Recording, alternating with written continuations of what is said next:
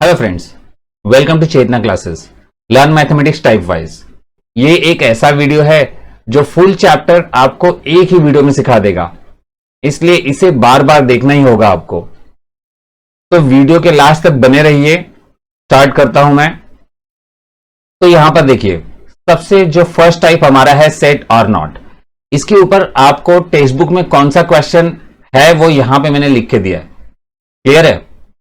तो भाई ये वाला क्वेश्चन आप इस मेथड से कर सकते हैं। अभी क्या है, सबसे पहले सेट और नॉट जानने के लिए आपको जानना होगा कि सेट होता क्या है।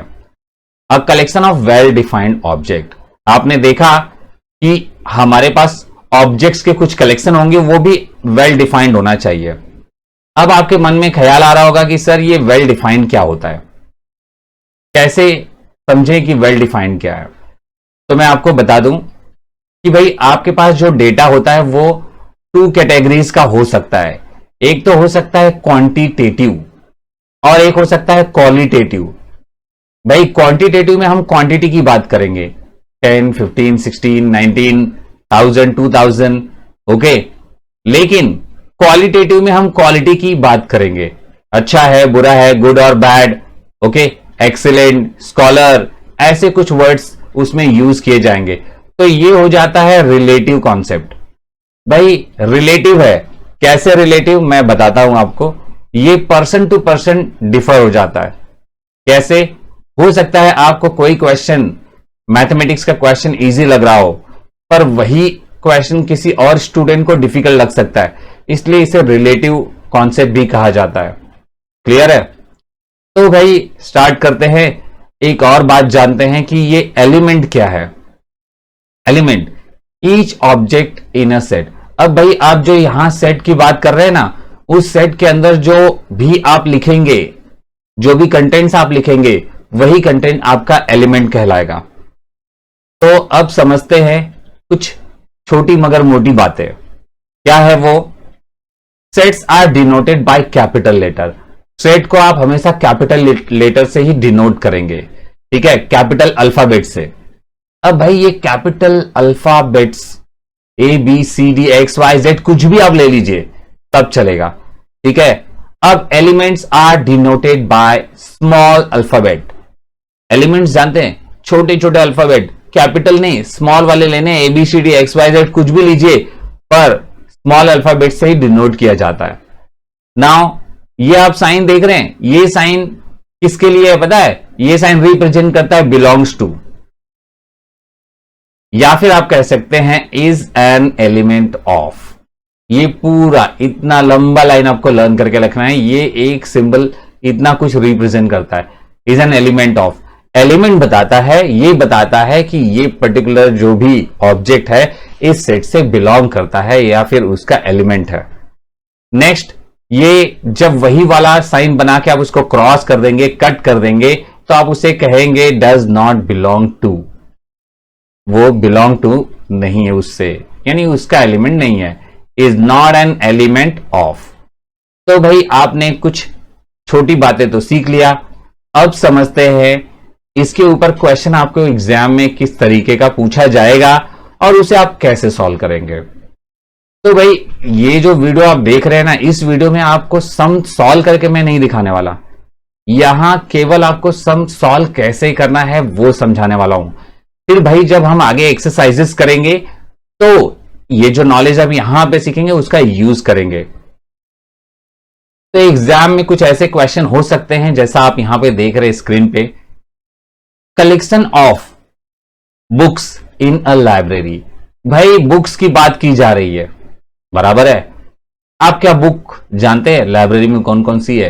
अरे लाइब्रेरियन को क्यों नहीं पता होगा, आपको भी पता होगा, आप उसमें सर्च करेंगे तो आपको सारा कुछ मालूम पड़ जाएगा, ठीक है। तो भाई collection of books in a library is a set. अब ये सेट क्यों है जानते हैं? क्योंकि हम यहां क्वांटिटी की बात कर रहे हैं, ठीक है, क्वांटिटी की बात कर रहे हैं, क्वालिटी की बात नहीं कर रहे हैं। अब नेक्स्ट वाले देखिए, collection of brilliant students in a class. अब वो स्टूडेंट कैसा है? ब्रिलियंट है। अब भाई ब्रिलियंट स्टूडेंट कितने हैं आपके क्लास में, आप जानते हैं क्या?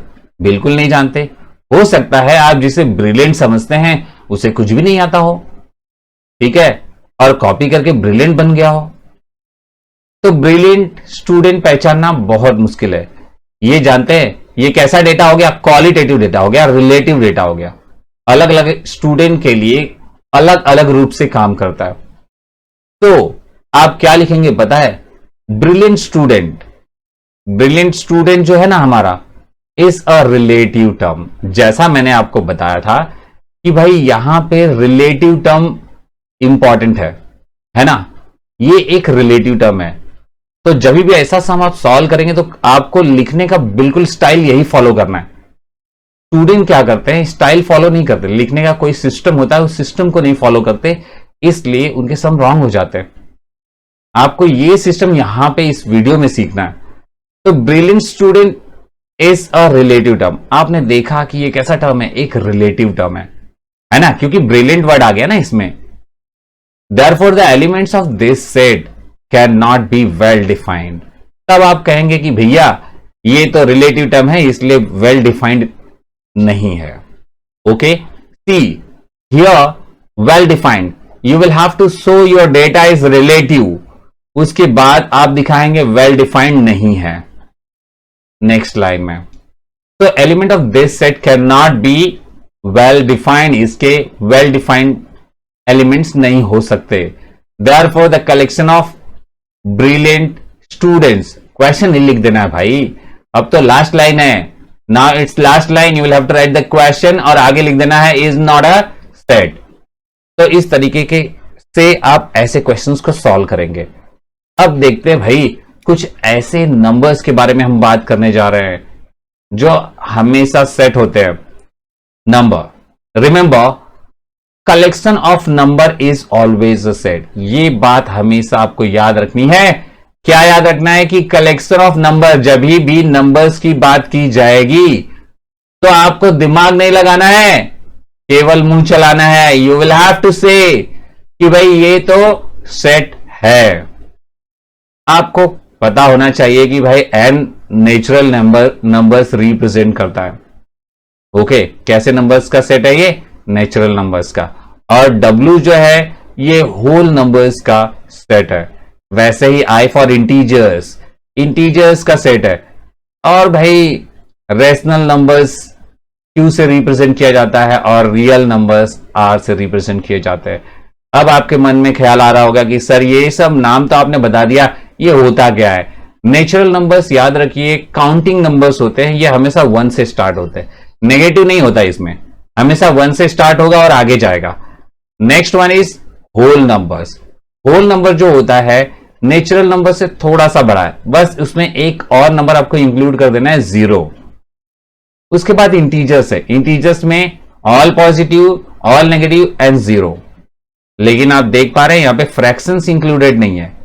आप इंटीजर्स में फ्रैक्शंस नहीं इंक्लूड करेंगे, वो नंबर ही होना चाहिए, पॉजिटिव नंबर, नेगेटिव नंबर और 0 लेना है। लेकिन तो फ्रैक्शन कहां जाएंगे, ये रहा फ्रैक्शंस इंक्लूड करने के लिए।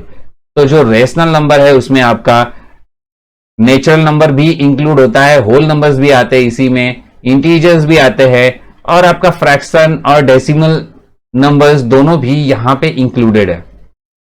तो आपने ये भी समझ लिया। अब आर के बारे में बात करते हैं। आर जो है रियल नंबर, आपने अभी तक जितने भी नंबर्स पढ़े वो सारे नंबर आर में इंक्लूडेड है, रियल नंबर्स। तो भाई आपने समझ लिया कि नंबर्स कितने टाइप के हैं और कैसे कैसे हैं, और वो हमेशा सेट होते हैं, उनका कलेक्शन हमेशा हमेशा सेट होगा। ठीक है, अब मैं आपको इसका एक लॉजिक बताता हूं। देखिए नंबर्स के बारे में हम बात कर रहे हैं,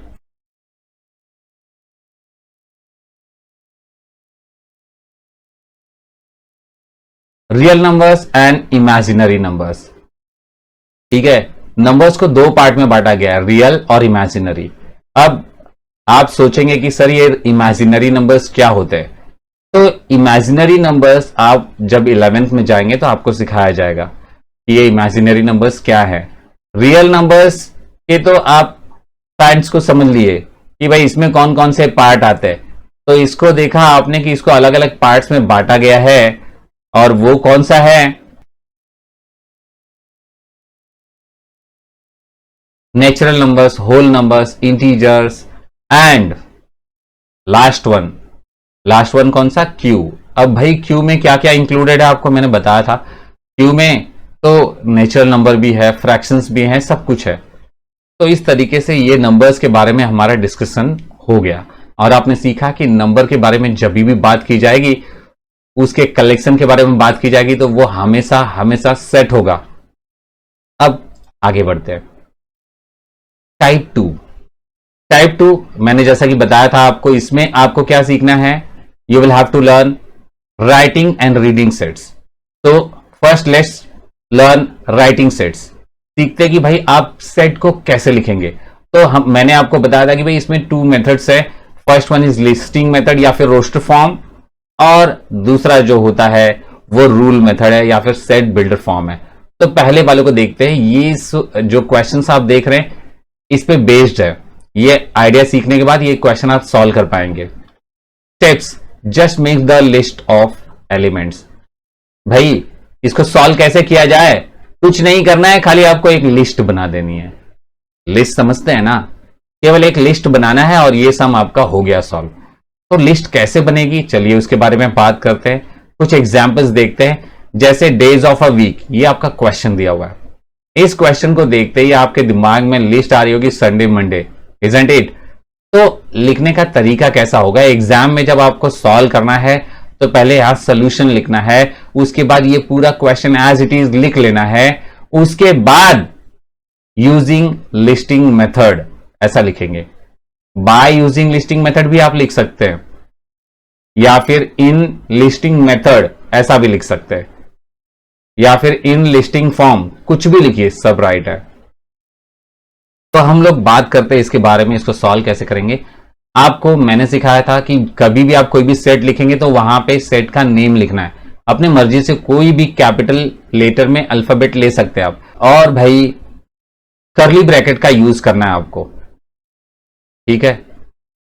इसमें आपको लिस्ट बना देनी है और लिस्ट के बीच में कॉमा देते जाना है। Sunday, Monday, Tuesday, Wednesday, Thursday, Friday, Saturday, इस तरीके से आप लिखेंगे। तो ये एक क्वेश्चन तो आप समझ गए।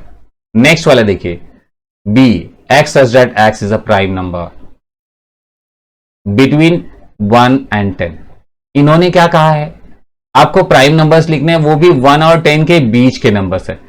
अब पहले मैंने क्या बताया, सम आप सॉल्व करना चाहते हैं तो पहले पूरा क्वेश्चन लिखना पड़ेगा। एग्जाम में इसके ऊपर 2 तरीके से क्वेश्चन पूछा जाता है। एक तो भाई डायरेक्ट आपको वर्ड्स दे दिया जाएगा और उसको पढ़ के आपको लिस्ट बना देनी है। सेकेंड जो मेथड है उसमें क्या होगा, पहले से क्वेश्चन को किसी दूसरे फॉर्मेट यानी रूल मेथड में लिखा हुआ होगा और आपको उसको लिस्टिंग मेथड में कन्वर्ट करना होगा। तो यहां देखिए, x such that X is a prime number between 1 to 10, ये जो मेथड है ये रूल मेथड है।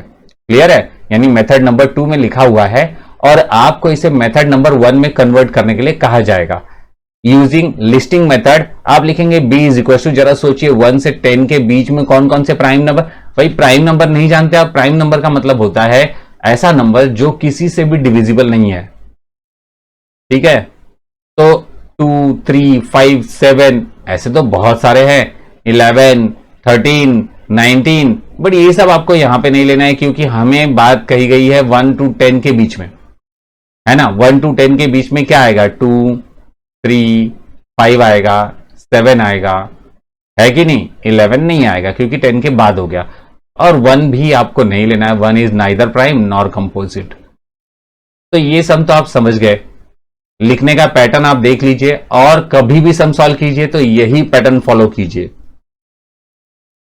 अब हम बात करेंगे नेक्स्ट मेथड के बारे में, जो है रूल मेथड, ठीक है। इसका दूसरा नाम है सेट बिल्डर फॉर्म।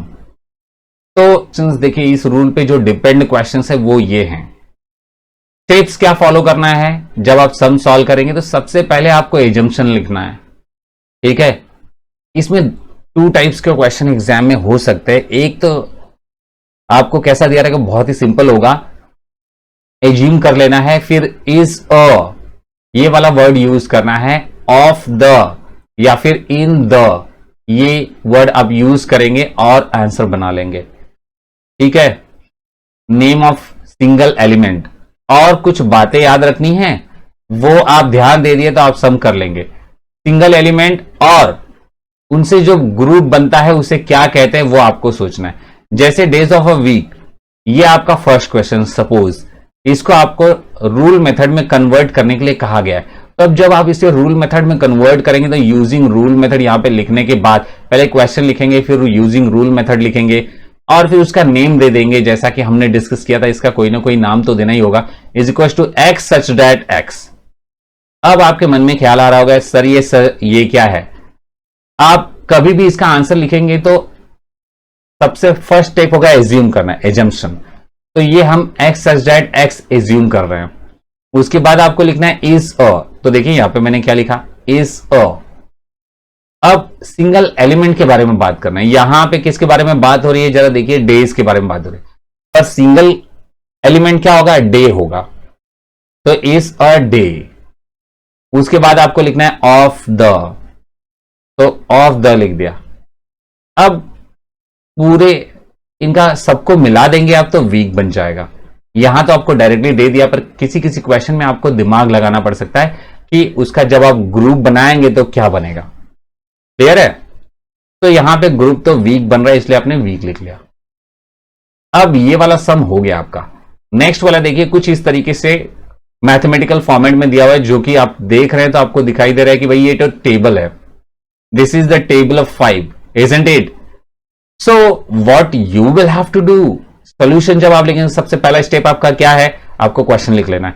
क्वेश्चन लिखने के बाद उसके आगे का स्टेप क्या होने वाला है, आपको इसको आइडेंटिफाई करना है। क्या आइडेंटिफाई करना है, इसको ब्रेक कीजिए, 5 1 जा 5, 5 2 जा 10, इस तरीके से। अब इसको नोटिस कीजिए, यहां पे आप देखेंगे तो 5 जो है ना रिपीट हो रहा है। कहने का मतलब 5 के अंदर कोई भी चेंजेस नहीं है, आपको बस चेंजेस ढूंढने हैं। जो भी चेंजेस होंगे उसे n एज्यूम कर लीजिए। तो 1 2 3 4 5 ये चेंजेस हो रहा है, ठीक है। तो हम एज्यूम करेंगे सबसे पहले x सच दैट x। अब इसको इक्वेशन फॉर्म करना है आपको। आप यहां पे देखेंगे तो 5 चेंज नहीं हो रहा है, लेकिन 1 2 3 4 चेंज हो रहा है। जो चेंज होता है उसे हम n ले लेते हैं। तो इस तरीके से बन गया 5n। क्या बना, 5n। तो आपको लिखना है यहां पे x is equal to 5n। अब ये कहां से आया, क्योंकि 5n बन गया। अब ये होने के बाद आपको नेक्स्ट डिफाइन योर एजम्पशन। आपने जो ये बात यहां पे एज्यूम किया है उसे डिफाइन करना है। तो डिफाइन करने का मतलब ये होता है कि आपको बताना है कि ये है क्या, ठीक है। तो इसे कैसे आप बताएंगे, करना क्या है, यहां पे बस आपको लिख देना है कि ये n कहां तक जाता है। क्वेश्चन जब आप यहां पे देखें तो 5 तक जा रहा है। तो भाई ये 1 2 3 4 मैंने बताया था, काउंटिंग नंबर को n से रिप्रेजेंट किया जाता है। नेचुरल नंबर्स काउंटिंग नंबर्स गिनने के लिए काम आता है, 1 2 3 4 5 6 ऐसा। तो यहां आप लिख देंगे n। जैसे ही आपने n बिलोंग्स टू n लिख दिया तो ये क्या कहता है, ये कहता है कि आप n से वैल्यूज ले रहे हैं। यानी n की वैल्यू तो आप जानते हैं 1 2 3 4 5 6 7 8 9 10 ऐसा n की वैल्यूज होती है, उससे आप वैल्यू ले रहे हैं, है ना। लेकिन आपने इसको स्टॉपेज नहीं लगाया, एक स्टॉप लगाना होगा। तो नेक्स्ट वाला जो हमारा कॉन्सेप्ट है, यहां पे पुट अ स्टॉप करना है। यानी ये कुछ स्टेप्स है जो आपको फॉलो करने हैं। ये आपने स्टेप फॉलो कर लिया तो आपका सम सॉल्व हो गया। अभी आपको स्टॉप लगाना है तो आप स्टॉप लगा दीजिए कि भाई ये n इज लेस देन 6, 5 तक ही जा रहा है ना, तो 6 से तो कम हुआ ना। You can write like this और you can write like in this way also, n is less than equal to 5। ये भी बेस्ट तरीका है लिखने का। इसका मीनिंग ये है कि भाई ये 5 को भी इंक्लूड करना है और 5 से छोटा नंबर लेना है, इंक्लूडिंग 5। तो हम 5 तक ले लेंगे, 1 2 3 4 5। n ऐसे ही n हमने बिलोंग्स टू n बोल दिया इसलिए वो हमेशा 1 से स्टार्ट होगा। तो आपने देखा कि इसे आपने प्रॉपर तरीके से स्टॉप लगा दिया और फॉलो किया। तो हमने सीखा कि भाई ये रूल मेथड को सॉल्व करने के लिए 2 कैटेगरीज के स्टेप्स है। पहला जो है, जो एग्जाम में पूछा जाता है, वो पूरा वर्ड्स में सॉल्व करना होता है। और सेकेंड वाला जो है, आप उसको मैथमेटिकल फॉर्मेट में कन्वर्ट करके सॉल्व कर सकते हैं। जानते हैं ये वाला जो क्वेश्चन है, इसको मैं मैथमेटिकल फॉर्मेट या फिर वर्ड फॉर्मेट में भी सॉल्व कर सकता हूं। अब नेक्स्ट वाला देखते हैं अगला पार्ट जो है। इसमें आपको सीखना है कि आपने सेट तो लिख दिया, उसको रीड कैसे करेंगे। तो इसके ऊपर क्वेश्चन देखिए, प्रैक्टिस सेट 1.1 में क्वेश्चन नंबर 2 आपको मिल जाएगा। इसमें इसको करने से पहले कुछ कुछ छोटी छोटी बातें आपको समझनी है। पहला है इज एन एलिमेंट ऑफ, इसको आप पढ़ेंगे। इसको पढ़ेंगे आप is not an element of. और ये जो मैंने अभी अभी बताया आपको, सच दैट कहते हैं इसे, एक्स सच दैट एक्स, ये वाला जो लाइन लिखा है इसे आपको कैसे पढ़ना है, all X such that X is. ये पूरा का पूरा इस तरीके से आप रीड करेंगे। तो भाई ये तो हो गया। अब ये वाले कुछ एग्जाम्पल से वो देख लीजिए और इससे आपको सम बहुत अच्छे से समझ में आने लगेगा। पहला है ए बिलोंग्स टू ए। भाई A is an element of A, तो A is an element of the set A. ये पूरा इतना बड़ा आपको लिखना है। वैसे ही नेक्स्ट वाला जो क्वेश्चन है, भाई कोई भी क्वेश्चन सॉल्व करना है तो आपको एक बात याद रखना है, जो मैंने स्टेप दिया कि पहले सोल्यूशन लिखेंगे, फिर आपका जो क्वेश्चन है वैसा ही लिख देंगे आप, और उसके बाद में अगले लाइन में उसे सॉल्व कर देंगे। ऐसे ही कीजिएगा। Solution A is not an element of A, तो A is not an element of the set A. यहां पे द लिख के लिखना है आपको, ऑफ द सेट ए। ये तो हो गया। अगला जो क्वेश्चन आपको पूछा जा सकता है वो कुछ इस तरीके से हो सकता है कि पूरा का पूरा सॉल्व करके दिया होगा और आपको इसे लिखना है। तो पहले तो भाई सोल्यूशन लिख दीजिए, फिर पूरा लाइन ऐसे ही कॉपी कर लीजिए, और लाइन कॉपी करने के बाद you will have to write set B. ये जो है ना, ये सेट बी है आपका। Set B is the set of all X, यहां पे इज लगाया आपने, और फिर भाई यही वाली लाइन लिखनी है जो हमने यहां पे सीखा है, all X such that X is.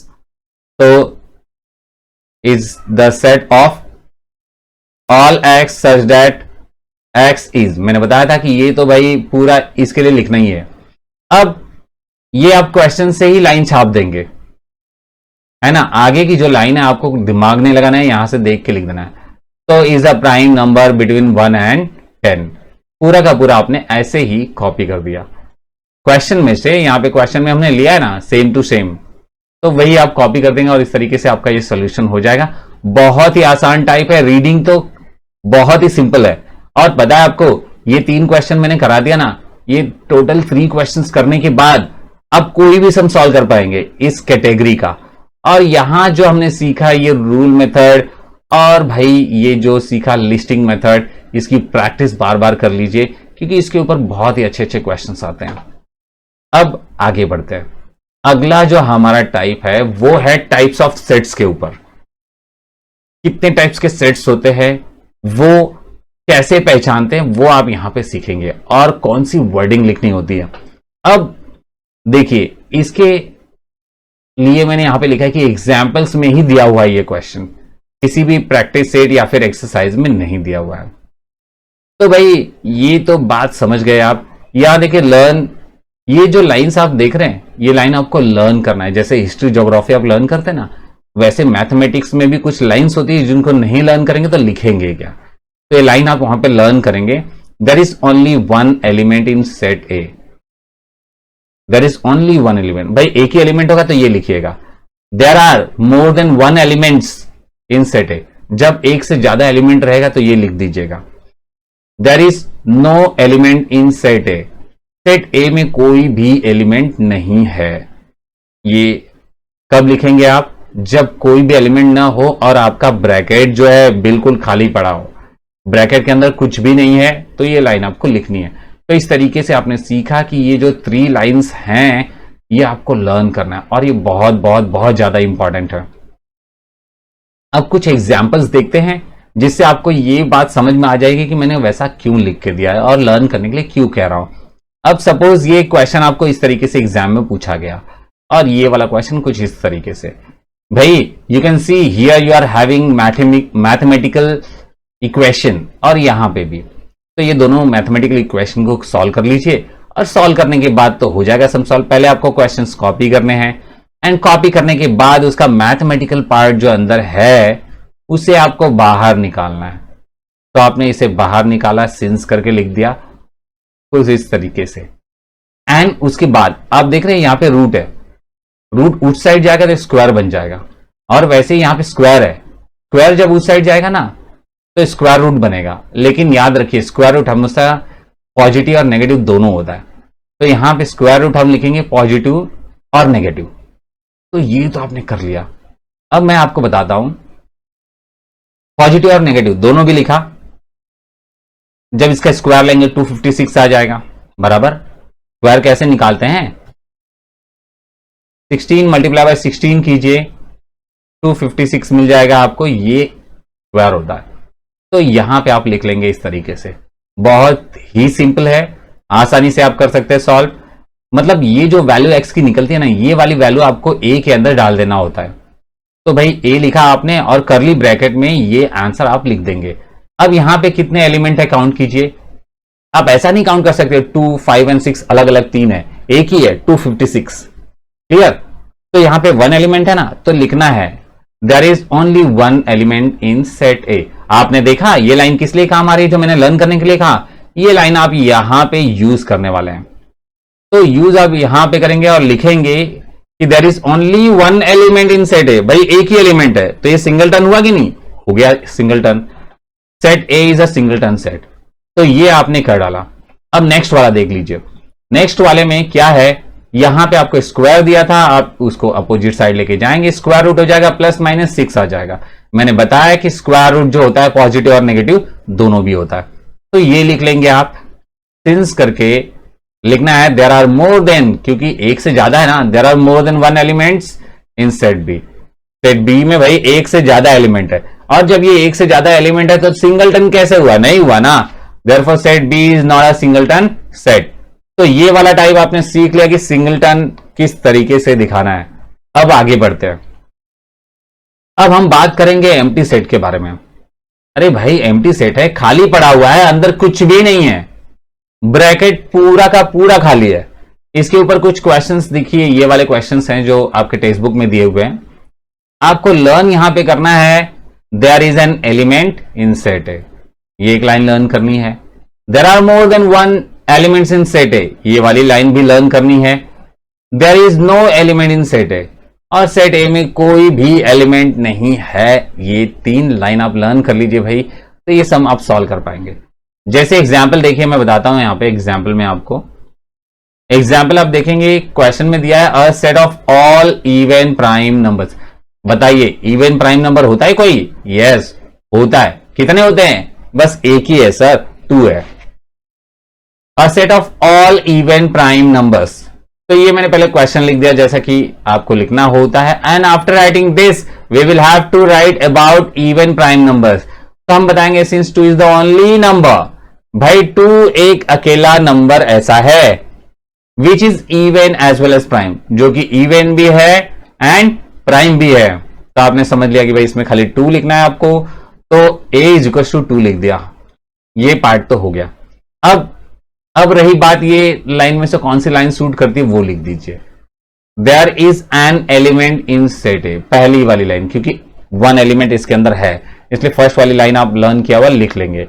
अब ये लिखने के बाद डायरेक्ट आपको बोल देना कि भैया इसमें तो एक एलिमेंट है, ये एम्प्टी सेट नहीं है। Therefore set A is not N empty set. क्यों? क्योंकि इसके अंदर एक एलिमेंट पहले से है। तो ये क्वेश्चन हो गया। नेक्स्ट वाला देखिए क्या है, b is equal to p such that p is a triangle. भाई ये एक ट्रायंगल है हैविंग 4 साइड्स, ऐसा ट्रायंगल जिसके पास 4 साइड्स है। होता है क्या? अरे ऐसे ही पता चल गया, ट्रायंगल मतलब 3 साइड्स, 4 साइड्स कहां से आ गए? तो पहले आप लिख देंगे पूरा का पूरा क्वेश्चन, और क्वेश्चन लिखने के बाद आपको लिखना है ट्रायंगल के बारे में बात करनी है कि एक ट्रायंगल में भाई 4 साइड कभी हो ही नहीं सकते। A triangle can not have 4 sides, a triangle can not have 4 side, triangle के पास 4 साइड्स नहीं हो सकते। Therefore b is equal to curly bracket में आप कुछ भी नहीं लिखेंगे, यहां पे पूरा का पूरा खाली होना चाहिए। ये डब्बा बिल्कुल खाली है, और जब ये डब्बा बिल्कुल खाली है तो ये क्या हो गया, there is no element in set B. आप वो लाइन लिखेंगे जो इसमें से सूट कर रहा है। There is no element in set, जो भी है सेट का नाम तो वही लेना पड़ेगा ना, बी है तो बी लिख देंगे। अब हमने ये तो बता दिया कि इस सेट के अंदर कोई भी एलिमेंट नहीं है, तो क्या ये खाली है? हाँ हाँ, ये बिल्कुल खाली है। Set B is an empty set. So you wrote that this is what empty set. ये पार्ट आपका हो गया। अब मैं बात करने वाला हूं सी, नेक्स्ट वाला टाइप जो फाइनाइट और इनफाइनाइट है। अरे नाम से ही पता चल जाता है भाई, फाइनाइट में क्या होगा? फिक्स एलिमेंट होंगे, इनफाइनाइट में अनलिमिटेड होंगे। इसके ऊपर क्वेश्चंस जो बने हुए हैं टेक्स्ट बुक में, ये उनके नंबर्स है। आप ये जो भी सम सीख रहे हैं इसकी प्रैक्टिस बार बार कीजिए, ये सम जरूर सॉल्व कर पाएंगे। और कहीं पे भी डाउट आता है आपको तो आप मैसेज कर सकते हैं, व्हाट्सएप कीजिए और भाई हेल्प ले लीजिए। अब लर्न करने वाली बात पे आते हैं कि इस सम को सॉल्व करने के लिए आपके माइंड में कौन सी लाइन हमेशा लर्न होनी चाहिए। वो है counting of elements of set A do not terminate at any stage. भाई इसके अंदर जो एलिमेंट्स है ना, उसकी काउंटिंग टर्मिनेट नहीं होती है किसी भी स्टेज में। और दूसरा आपको लर्न करना है counting of elements of set A terminate at a certain stage.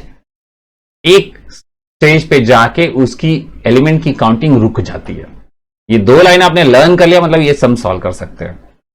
तो अब बता देते हैं N W I R Q, ये सब जो भी आपने अभी पढ़ा था थोड़े टाइम पहले, ये सब इनफाइनाइट सेट है। क्यों? इसके अंदर तो भाई इनफाइनाइट नंबर्स है। अब जब नंबर इनफाइनाइट है तो ये इनफाइनाइट सेट हुआ। कुछ एग्जांपल्स भी देख लेते हैं। यहां देखिए कितना बेहतरीन एग्जांपल दिया मैंने। d is equals to y such that y is equals to 3 raised to n, n belongs to n। अब ये क्या है? n जो है n से लेना है आपको, मतलब नेचुरल नंबर्स उठाने, और आगे स्टॉप नहीं लगा, मतलब आप कंटिन्यू लेते जाएंगे। तो 3 के ऊपर पावर लगाना है, n की वैल्यू आपको बदलनी है, n 1 से स्टार्ट करना है क्योंकि यहां n लिखा है। और आप जानते हैं कि इस n का मतलब होता है 1 2 3 एंड सो ऑन। तो यहां जो n आप देख रहे हैं उसके ऊपर ये 1 2 3 लगाना है। तो एक बार आप क्वेश्चन लिख देंगे और इसके ऊपर आप 1 लगा के लिख देंगे, फिर इसके ऊपर आप 2 लगा के लिख देंगे, वैसे इस पे 3 लगा के लिख देंगे। तो ये प्रोसेस आपको करना है ना, 1 2 3 ऐसे लिखते जाना है। यहां जो छोटा सा n दिख रहा है ना, उस छोटे से n पे आपको 1 2 3 लिखना है, because n belongs to n, और n तो भाई इनफाइनाइट तक जाता है, तो ये भी आपका इनफाइनाइट तक जाएगा। तो आप 1 2 3 लिख देंगे। और यहां पे आप देख पा रहे हैं कि इसकी काउंटिंग अब खत्म नहीं होने वाली, डाइजेस्ट आ गया यहां पे। तो जो हमने लाइन लर्न करके रखा है, ये प्यारी वाली लाइंस, उसमें से एक लाइन आपको यहां पे चिपका देना है। Which line? Counting of elements of set D, यहां पे डी नाम है इसलिए सेट डी लिखेंगे। Do not terminate at any stage, है ना, ये टर्मिनेट नहीं होता है। ये फर्स्ट वाली लाइन आपको सूट कर रहा है, ये लगा देना है आपको यहां पर, क्योंकि टर्मिनेट नहीं हो रहा है। Therefore set D is a infinite set. Infinite है ना, यहां देख के ही मालूम पड़ जाता है, पर लिखें कैसे, ये सवाल उठता है। सम सॉल्व करना कितना आसान होता है भाई, हर एक प्रॉब्लम देखते देखते ही समझ में आ जाता है। बस लिखने की स्टाइल क्या होगी वो सीखना मेन है। आपने वही नहीं सीखा तो समझ लीजिए आपने मैथ्स तो सीखा ही नहीं।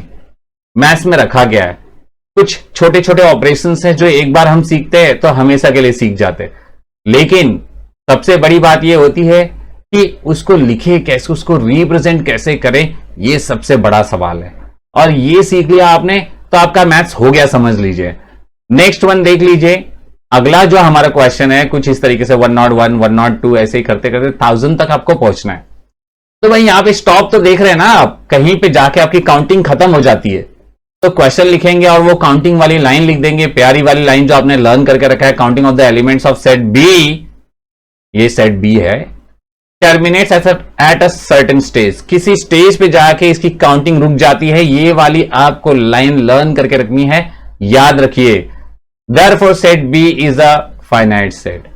फाइनाइट है क्योंकि इसके एलिमेंट्स खत्म हो जाते हैं, काउंटिंग रुक जाती है। तो आपने देखा एग्जाम में दो तरीके के क्वेश्चन हो सकते हैं, एक फाइनाइट और एक इनफाइनाइट के ऊपर, और हर एक मेथड यहां पे मैंने आपको बता दिया है और इसको सॉल्व करने का तरीका भी आपने सीख लिया। तो let's move to the next type.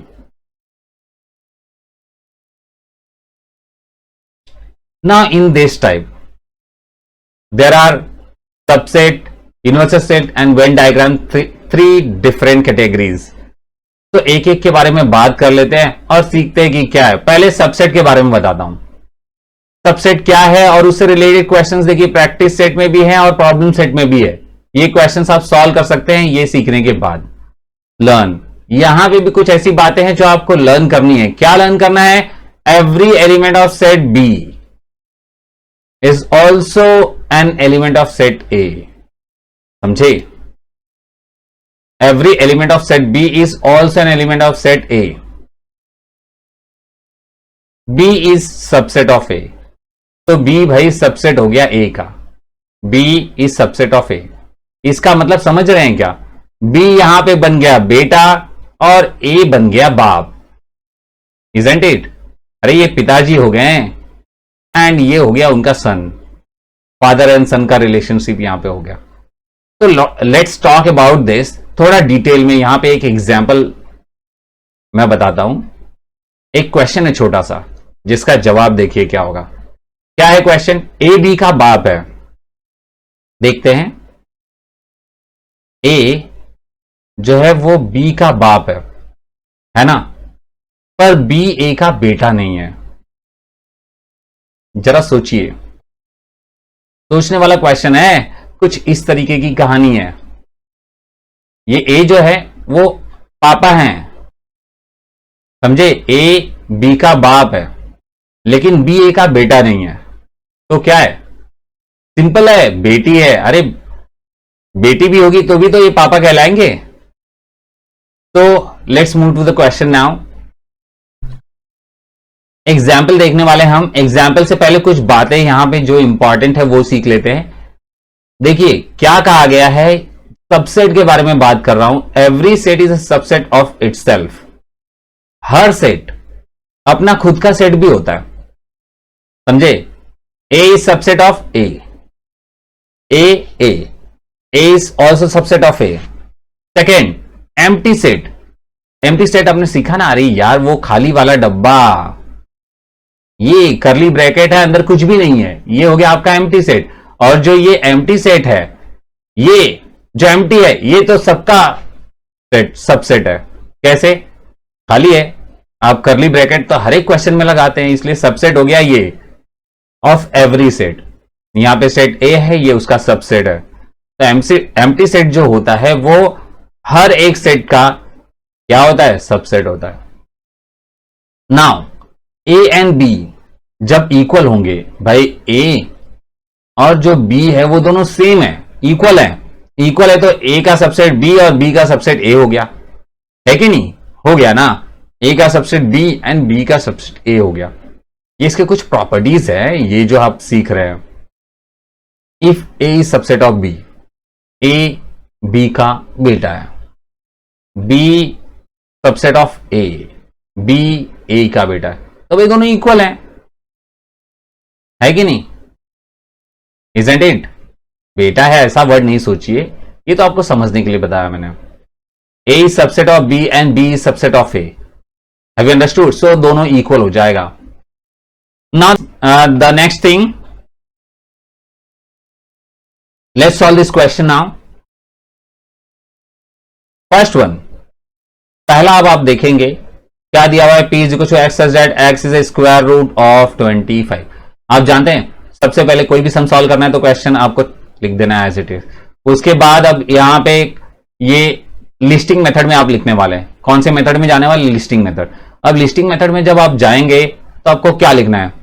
ठीक है, इन लिस्टिंग मेथड स्क्वायर रूट जब आप निकालते हैं ना 25 का, तो मैंने बताया था प्लस माइनस दोनों करना पड़ेगा. प्लस में भी आएगा और माइनस में भी आएगा, प्लस माइनस 5. तो इसी कैटेगरी ऐसे ही सोचते हुए आप यहाँ पे p is equal to -5 and 5 लिख देंगे. तो ये आपका बन गया लिस्टिंग मेथड. ठीक है, लिस्टिंग मेथड में आपने लिख लिया. अब यहां s दिया हुआ है आपको. पहले s को पढ़ते हैं और उसको पहचानते हैं. y belongs to i. i मतलब आप पढ़ते ही समझ गए कि भाई नेगेटिव भी ले सकते हैं, जीरो भी ले सकते हैं, पॉजिटिव भी ले सकते हैं. तो -5 आपको लेके आगे बढ़ना है। यहां -5 आएगा, उससे आगे जाएंगे -4, -3, -2, -1, 0। मैंने बताया था नेगेटिव भी लेना है, 0 भी लेना है एंड पॉजिटिव भी लेना है। 1 2 3 4 5।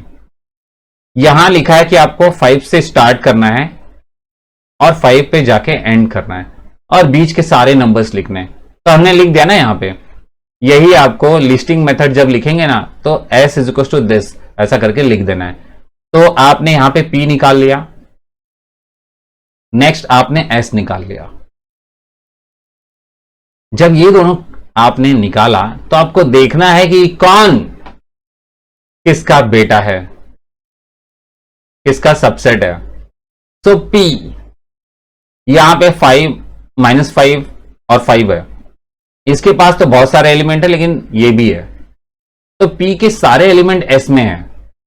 तो आपने जो लाइन लर्न किया ना, ये एकदम प्यारी वाली line, every set of b is also an element of every element of set B, every element of set B is also an element of set A।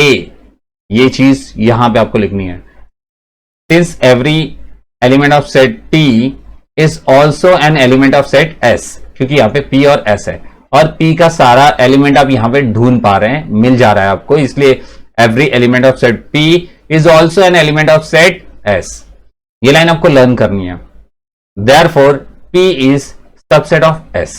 तो ये क्वेश्चन इस तरीके से सॉल्व किया जाता है और देखिए कितना इजी है। एक बार आप समझ गए तो आसानी से सॉल्व कर देंगे।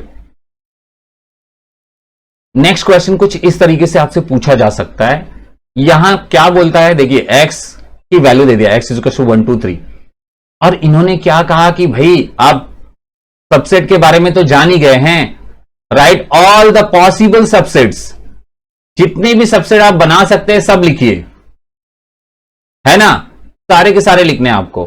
तो भाई सबसेट इसके छोटे छोटे पार्ट्स बनाने, कट करके छोटे छोटे पार्ट्स बना दीजिए।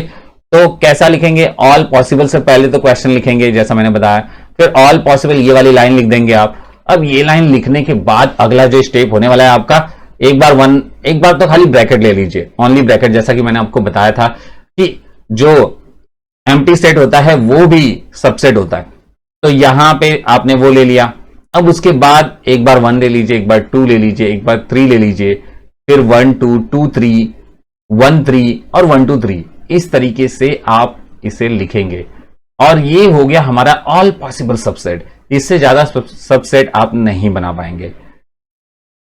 तो लॉजिक समझ आया आपको? सबसेट क्या होता है? सबसेट का मतलब होता है कि जिसके बारे में हम बात कर रहे हैं उसके सारे एलिमेंट्स जो हैं आपके बड़े वाले सेट में होने ही चाहिए। अब चलते हैं नेक्स्ट वाला पार्ट, यूनिवर्सल सेट के बारे में कुछ सीखते हैं। अब यह आ गया आपका यूनिवर्सल सेट। इसके ऊपर जो क्वेश्चन है टेक्स्ट बुक में देख लीजिए, ये वाले क्वेश्चंस हैं जो आप इसको सीखने के बाद सॉल्व कर सकते हैं। अब यहां पे भी कुछ कुछ बातें जो आपको लर्न करनी है। Set U is bigger set, भाई ये बड़ा सेट है, is a bigger set which accommodate, accommodate करना मतलब शामिल कर लेना, which accommodate all the given sets, बाकी जो छोटे छोटे सेट हैं वो सबको अपने अंदर शामिल कर लेता है, ठीक है। Set U is a universal set और इसके वजह से आपका सेट जो है वो यूनिवर्सल सेट हो जाएगा।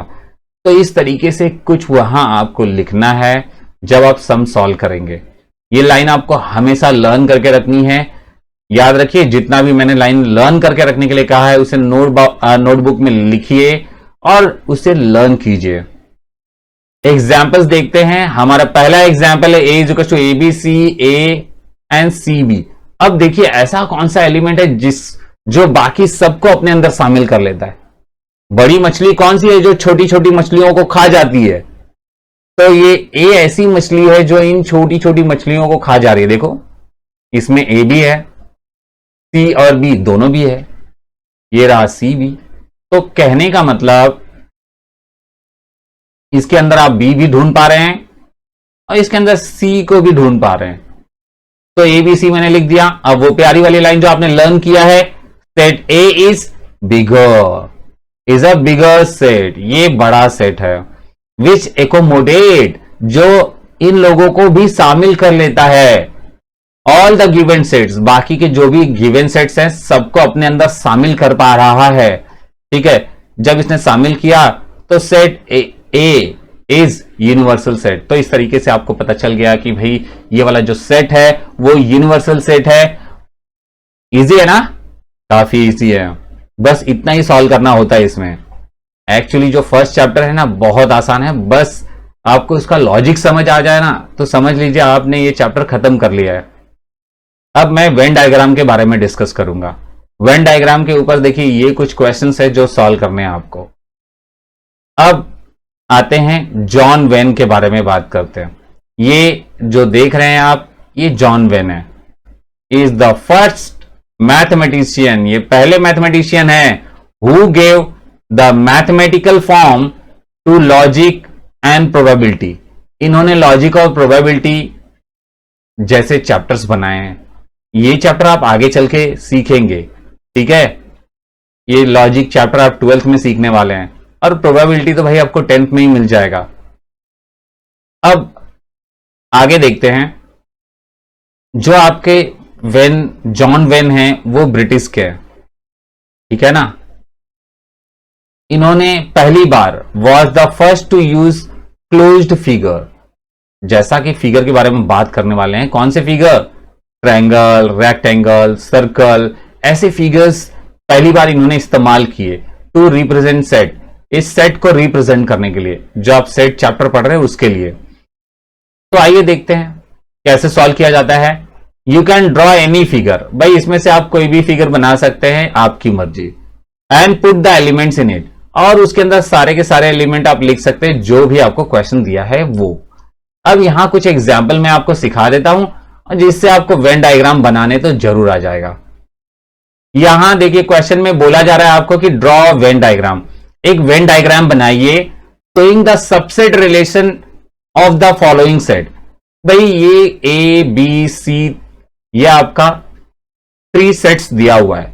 ए में 2 and 4 है, इसको सॉल्व तो करना नहीं है, पहले से ही सॉल्व है।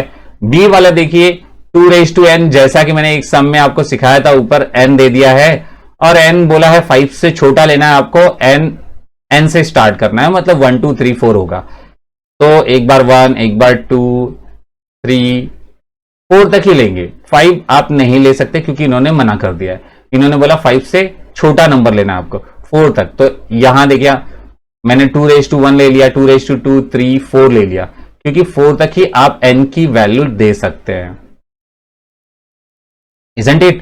अब ये लिखने के बाद ये है लिस्टिंग फॉर्म में आपने लिखा, लिस्टिंग फॉर्म में लिख दिया, इसको सॉल्व कर लीजिए। 2 4 8 16 आपको मिल जाएगा। ये देखिए ना, 2 मतलब 2, 2 मतलब 2 मल्टीप्लाई बाय 2, 2 2 4 हो गया, 2 multiply by 2 multiply by 2 3 times तो 8 हो जाएगा। और ये 4 times 2 multiply by 2 multiply by 2 multiply by 2, 4 times आपको मल्टीप्लाई करना है, आपको 16 मिल जाएगा।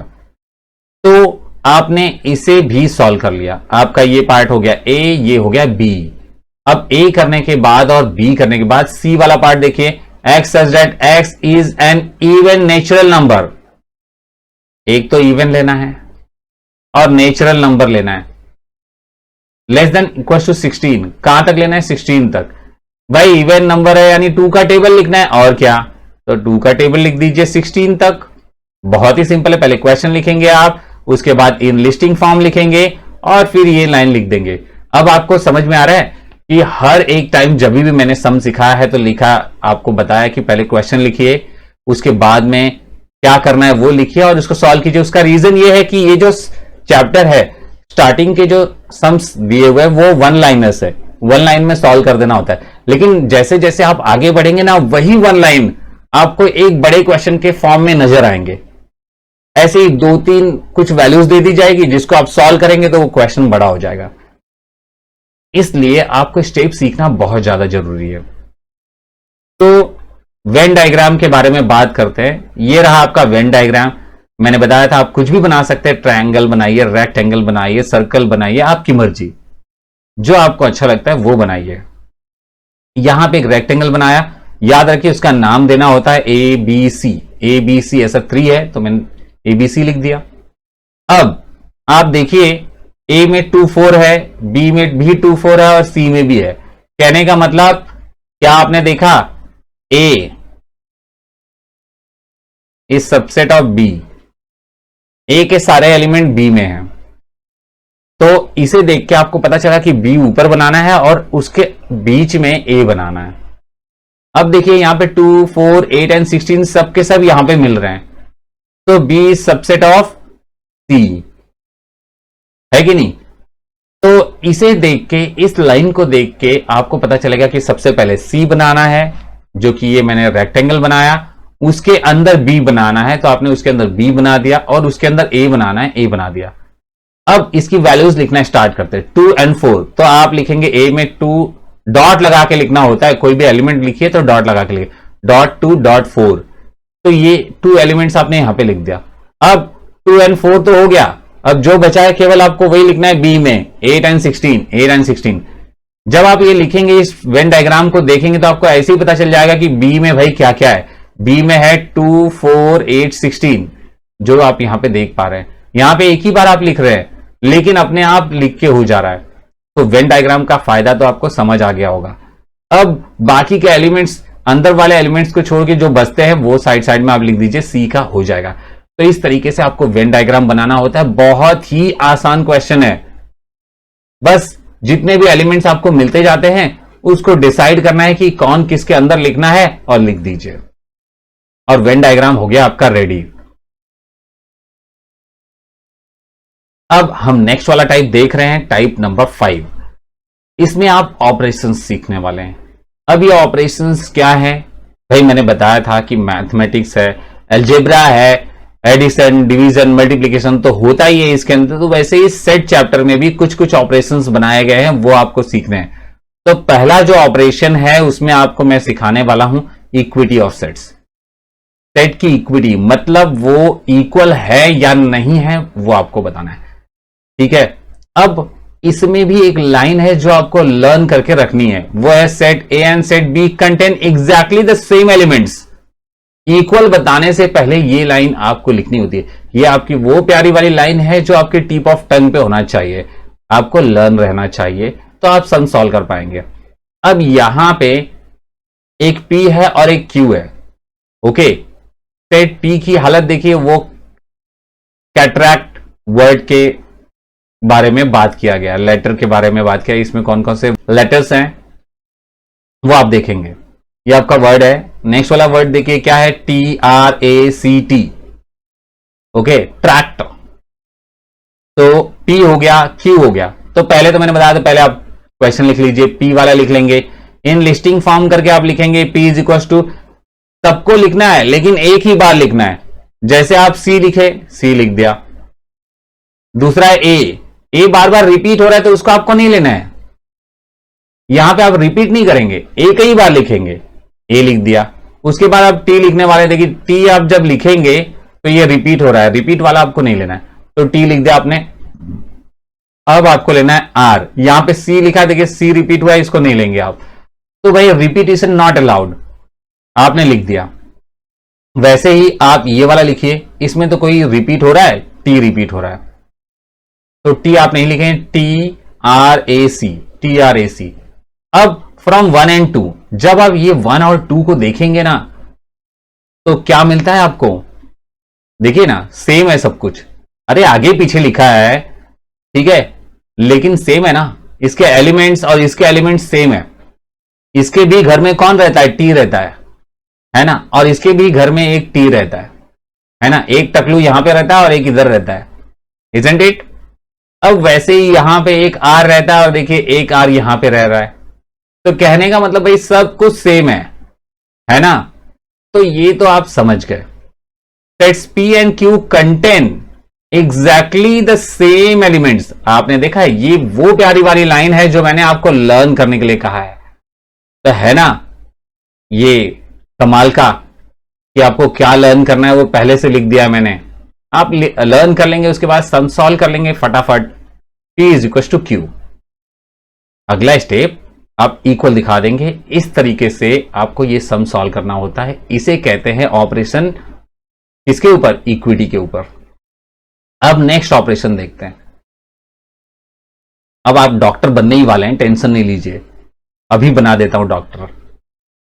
अब देखिए नेक्स्ट वाला है बी, इंटरसेक्शन ऑफ सेट्स। अब इंटरसेक्शन की बात करेंगे। इंटरसेक्शन आपको कैसे पहचानना है? Right, common elements of set A and B. Set A और बी में जो भी कॉमन है, जो दोनों में है, वो आपको लेना है। अभी यहां आप देख पा रहे हैं कि मैंने लर्न करके कुछ नहीं लिखा, क्योंकि यहां लर्न करने के लिए नहीं है, समझने के लिए है। अब इसे रिप्रेजेंट कैसे किया जाता है? A intersection B. अब यहां देखिए पहला वाला, ये कुछ एग्जाम्पल्स है जो मैं आपको बताने वाला हूं, उससे पहले इसकी कुछ प्रॉपर्टीज है वो समझ लीजिए। इंटरसेक्शन की प्रॉपर्टी, तो इंटरसेक्शन की प्रॉपर्टी जब मैं आपको बताऊंगा, भाई उसके सम आप जानते ही नहीं है तो इंटरसेक्शन की प्रॉपर्टी कैसे समझ पाएंगे? चलिए बात करते पहले क्वेश्चन की। ए इज इक्वल टू 1 2 3 4 5 7 जो भी है, और बी। तो मैंने कहा था पहले आपको questions as it is copy कर लेने हैं। अब लिखने के बाद अब ए इंटरसेक्शन बी निकालना है। देयरफॉर करके आप ए इंटरसेक्शन बी निकालिए। देखिए दोनों में क्या मैच हो रहा है। 2 यहां पे भी है, यहां पे भी है, 4 यहां भी दिखाई दे रहा है, यहां भी दिखाई दे रहा है, और मुझे तो कुछ नहीं दिखाई दे रहा इनके अलावा। तो 2 और 4 लिख देंगे आप। इंटरसेक्शन, इंटरसेक्शन का मतलब होता है कॉमन। ए और बी दोनों में जो भी कॉमन है वही आपका सॉल्यूशन है कि नहीं? नेक्स्ट वाला, ये वाला सम देखते हैं। इसमें देखिए क्या दिया है, एक्स एजेट एक्स बिलोंग्स टू एन, 5 से बड़ा एक्स। 5 से बड़ा लेना है भाई, 5 को छोड़ दीजिए, 5 के बाद लेना है, स्टार्ट कीजिए। 5 के बाद क्या लेने वाले हैं? एन है ना, काउंटिंग नंबर्स लेने हैं आपको। काउंटिंग नंबर 5 के बाद क्या आता है? 6 आता है। 6 7 8 9 10 ये सब आप लेंगे। 10 क्यों लेना है? क्योंकि यहां पे इक्वल्स टू भी बोला गया है, 10 से छोटा लेना है और 10 को भी इंक्लूड करना है। तो 6 7 8 9 10 भाई क्वेश्चन लिख दिया मैंने, लिस्टिंग फॉर्म लिख दिया, उसके बाद जो हमने डिसाइड किया था वो लिख लिया। अब आगे वाला नेक्स्ट वाला देख लीजिए, डब्ल्यू से स्टार्ट हो रहा है। डब्ल्यू बोले तो 0 से स्टार्ट होने वाला है, पर 0 यहां 0 बोलने से क्या होगा, इन्होंने क्राइटेरिया दे दिया है कि आपको 5 से ही लिखना है। तो सबसे पहले मैं लिखूंगा 5, उसके बाद 6 7 8 9, पर 10 आप नहीं लिखेंगे क्योंकि इन्होंने बोला है कि 10 लेना नॉट अलाउड है, 10 से छोटा नंबर लेना है। Okay, so we will be taking 5 6 7 8 9, ये हो गया। तो यहां पे लिख तो दिया मैंने। अब ये लिखने के बाद नेक्स्ट पार्ट क्या है? सी लिखा, यहां क्वेश्चन लिख दिया, लिस्टिंग फॉर्म हो गया, और डी लिख लिया हम लोगों ने 5 6 7 8 9 जैसा कि डिसाइड किया था। तो ये दोनों मिलने के बाद आप क्या करेंगे? जब मुझे सी मिल चुका है और मुझे मिल चुका है डी, इन्होंने हमसे बात क्या की है, इसमें हम क्या सीखने वाले हैं? यहां आपको इंटरसेक्शन निकालना है। क्या निकालना है? इंटरसेक्शन। तो इंटरसेक्शन जब निकालेंगे तो इसमें दोनों में क्या सेम है वो देखना है।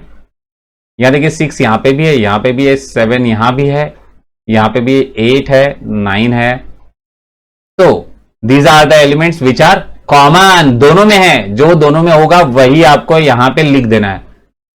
बहुत ज्यादा सिंपल क्वेश्चन है, बस आपको कॉमन ढूंढना है और वहां लिखना है। इस तरीके से ये आपने सम तो सीख लिया। अब भाई सम समझने के बाद अब प्रॉपर्टीज के बारे में डिस्कस करेंगे तो कुछ फायदा तो होगा ही। अब ए इंटरसेक्शन बी लिखिए या फिर बी से इंटरसेक्शन ए लिखिए, दोनों एक ही बात है, आगे पीछे चलता है, कैसे भी लिख सकते हैं। सेकेंड पार्ट, भाई A is subset of B, समझ में आया? आ रहा है, यानी ए के सारे एलिमेंट बी में है। तो जब आप इंटरसेक्शन निकालने जाएंगे ना तो दोनों में क्या मैच होगा? अरे ए ही मैच होगा ना, क्योंकि ए के सारे एलिमेंट तो बी में पड़े हुए हैं, यानी ए पूरा का पूरा मैच हो गया। सो आंसर हो गया ए। ये जो है फिलिंग द ब्लैंक्स में कभी पूछा जा सकता है, आप कंफ्यूज भी हो जाएंगे कि ए के सारे एलिमेंट बी में है। तो भाई जब हम इनका इंटरसेक्शन निकालेंगे तो क्या आएगा? आएगा क्या? ए के सारे एलिमेंट बी में है, मतलब आंसर ए ही आने वाला है, ए आएगा। एग्जाम्पल बताऊं, सपोज ए की वैल्यू 1 2 3 है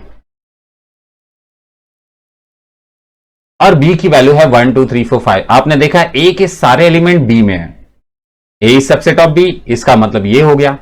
अब जब हम इंटरसेक्शन निकालेंगे तो जो भी इसमें कॉमन होगा आप वही लिखेंगे। आपके पास कॉमन क्या मिल रहा है, 1 2 3 इसमें भी है,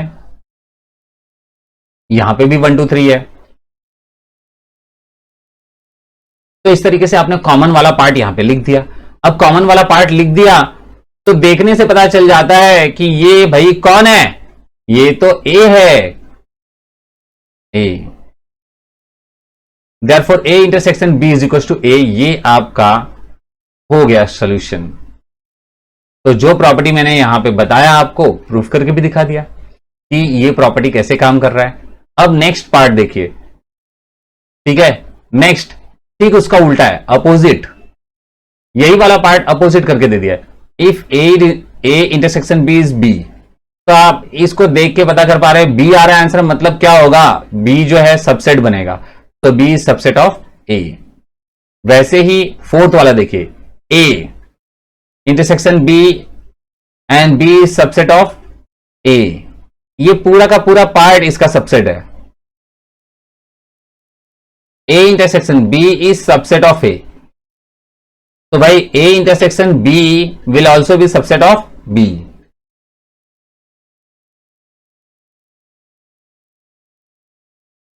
अब next A and complement of A, जब आप दोनों को मैच करेंगे तो आ जाएगा, कुछ भी नहीं मिलेगा, 5 मिलेगा। अब ये वाला पार्ट आपको समझ नहीं आ रहा होगा कि ये कॉम्प्लीमेंट क्या होता है, क्योंकि इसके बारे में अभी तक हमने सीखा नहीं, ये लास्ट ऑपरेशन है कि नहीं। तो जब हम ये वाला सीखेंगे तब मैं आपको बता दूंगा, आपको इजीली समझ आ जाएगा। नेक्स्ट वाला देखिए, ए इंटरसेक्शन ए, जब ए में आप ए को मिलाएंगे, ठीक है, तो क्या बनेगा, अरे ए ही बनेगा ना, ए में जब आप ए को मिक्स करेंगे तो ए बनेगा। ए इंटरसेक्शन 5, जरा सोचिए, यहां इंटरसेक्शन निकालना है, दोनों में कॉमन क्या है वो देखना है। ये ए है और ये कुछ भी नहीं है, दोनों में क्या कॉमन है, कुछ भी नहीं, तो पाई आ जाएगा। और सम भी सीख लिया। तो अब सीखते हैं यूनियन क्या होता है। यूनियन, जैसा कि आपने नाम पढ़ा, इसमें आपको करना क्या है, इसके अंदर आपको मिक्स करना है। अब ये मिक्स कैसे करना है, अब कोई भी आप एक सेट ले लीजिए, उसके सारे एलिमेंट्स निकाल लीजिए, और एक दूसरा सेट ले लीजिए, suppose set A and B. Set A के सारे एलिमेंट्स निकाल लिया हमने, और सेट बी के सारे एलिमेंट्स निकाल लिए, और एक नया सेट बना दिया। तो ये जो न्यू सेट बनेगा वो कहलाएगा यूनियन, ए यूनियन बी। तो write all the elements of set A and all the elements of set B, avoid duplication. आपको डुप्लीकेट कुछ भी नहीं करना है, एक ही चीज दो बार नहीं लिखनी है, एक ही बार लिखना है। तो यही इसका रूल है, बहुत बहुत आसान है। ये वाला सम देखते हैं कितना मजेदार है। एग्जाम्पल कुछ करते हैं, find the union of each of the following pairs of sets. इसमें किस तरीके से क्वेश्चंस आते हैं एग्जाम में वो देखिए। ऐसा कुछ दो अलग अलग सेट दे दिए जाएंगे आपको, सेट सी दिया हुआ है और डी दिया है। आपको क्या बोला, उसने बोला कि भाई यूनियन निकाल के बताइए। वेरी सिंपल, मिक्स कीजिए। आप पहले एक काम कीजिए, कॉमन का पता कीजिए। A is common, only A is common. तो भाई ए जब आप लिखेंगे तो एक ही बात लिखेंगे, बाकी सब तो लिखना ही है। तो A B C D E I O U, तो ये यहां पे आपने लिख दिया। आपने देखा कि ए आपका रिपीट हुआ है पर आपने एक ही बार लिखा। तो इस तरीके से हम यूनियन सॉल्व करते हैं। क्लियर है। नेक्स्ट वाला क्वेश्चन देखिए, बहुत मजेदार क्वेश्चन है, रियली बहुत मजेदार है। X such that x belongs to N. अब एन बोलने से आपको पता चलेगा कि भाई नेगेटिव और जीरो के बारे में आपको नहीं सोचना है। X is divisor, x is a divisor of 12। भाई 12 किसके किसके टेबल में आता है वो देखना है। अब मैं आपको यहां पे ना एक तीर दो निशाने वाला मेथड बताता हूं, कैसे वो क्या होता है। अब मैं बात करता हूं, देखिए पहले 1 का टेबल देख लीजिए। 1 के टेबल में 12 आएगा, यस जरूर आएगा। कितने टाइम्स, 12 टाइम। 2 के टेबल में आता है, हाँ आता है। कितनी बार में आएगा, 6 टाइम्स। 3 के टेबल में भी आता है कितनी टाइम्स? 4 टाइम्स। आपने देखा 4 तक तो हो ही गया, 3 के बाद 4। अब आगे मुझे सोचने की जरूरत नहीं है कि 4 में आता है कि नहीं, 5 में आता है कि नहीं, 6 में आता है कि नहीं। मुझे आगे सर्च करने की जरूरत नहीं है, क्योंकि यहां पे हमने ऑलरेडी पता लगा लिया किसके किसके टेबल में आता है। एक साइड से बस मैं केवल 3 तक टेबल चेक किया मैंने, और आगे का मुझे टेबल अपने आप मालूम पड़ गया कि कौन कौन से टेबल में 12 आता है।